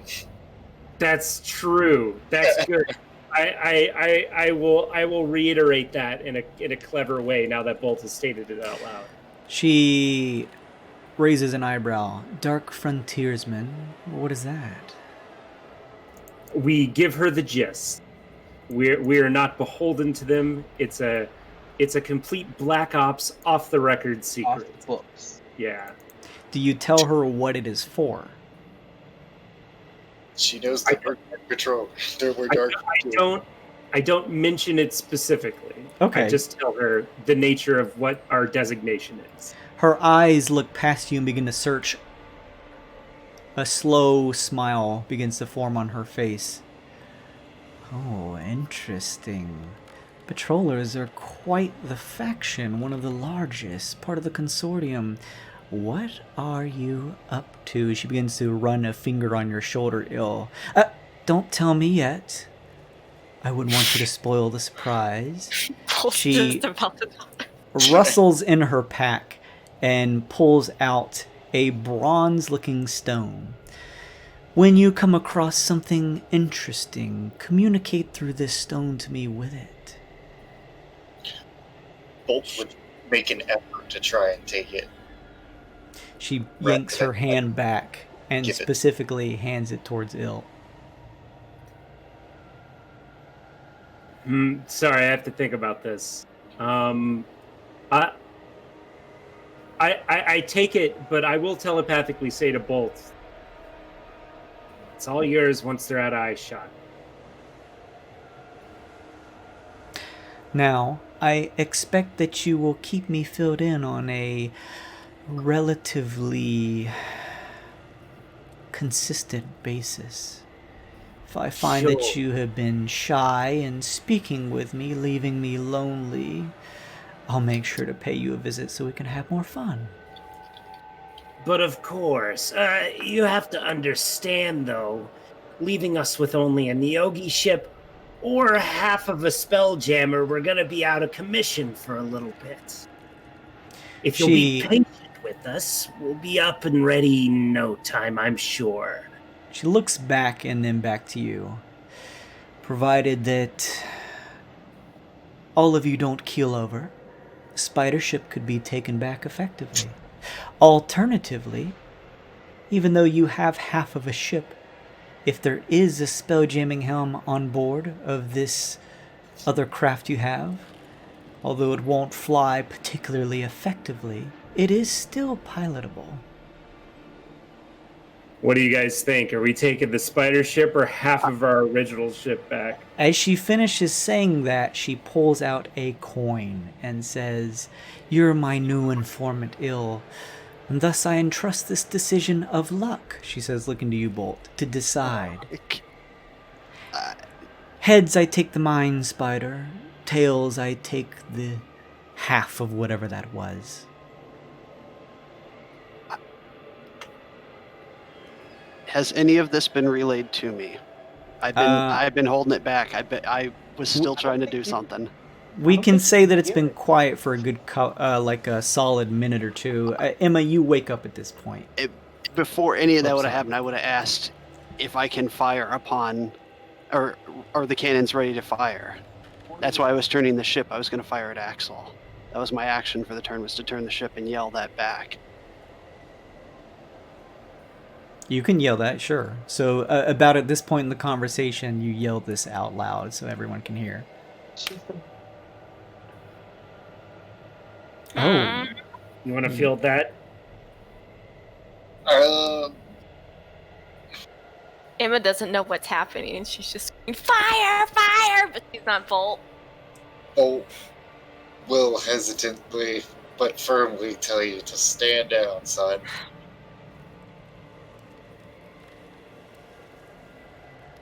Hold your fire.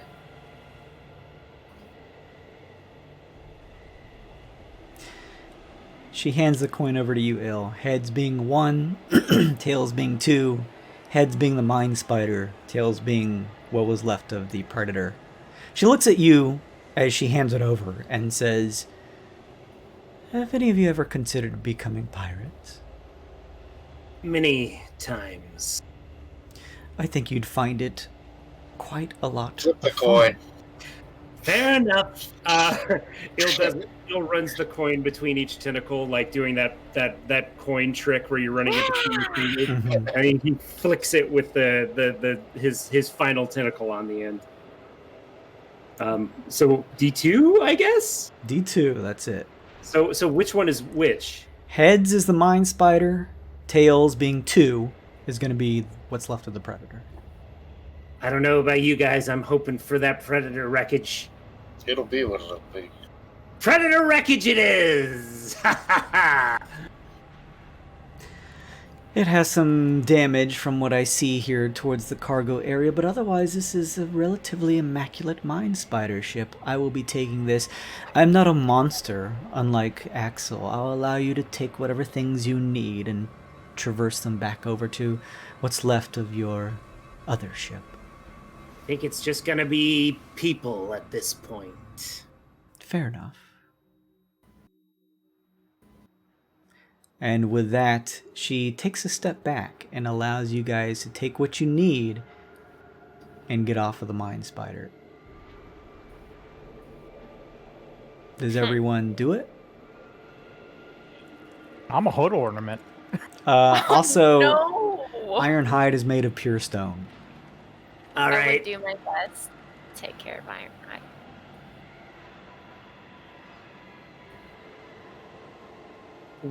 We have to kind of push Ironhide through the void of space, I guess, onto the ship. We only have half of our ship. But we can still fly it, just slowly. He said there was no air on the ship when we left. Wait, what? Who said that? You said when we were trying to do repairs on the ship, we'd have to stop and work on it in between. There's nothing left of it. Is there an atmosphere on it? There's an atmosphere, yeah. Okay. It was more flavorful than anything. There is an atmosphere. It's large enough to have, the quality isn't great, but it has an atmosphere. The crew was just saying they'd have to take one chair off altogether, and then take another chair off from the other ship before they could even think about swapping the two. That's what they were talking about. Well, a new adventure begins. Boss, I'll make this right. Listen, boss, I'm gonna eat her fucking brain before all's said and done. I just want you to know that. and once we're out of eyesight back on the other ship, I'm gonna palm him the bronze stone, just as a show of faith that I was being serious. So, Thunder is able to sit in the life jammer helm and, using the spider-like legs, pull the half of your guys' ship close enough to where you can, without too much damage to Ironhide's stone body, transition him over to what's left of the half of the Predator of the caravel that's left. As you finish all getting on to the other side of the ship, you watch Captain Visidia wave a farewell, and she says, I hope in the long run you'll see this as a positive, the benefits of joining my crew. But until then, be speaking with you, she says, pointing at you, Il.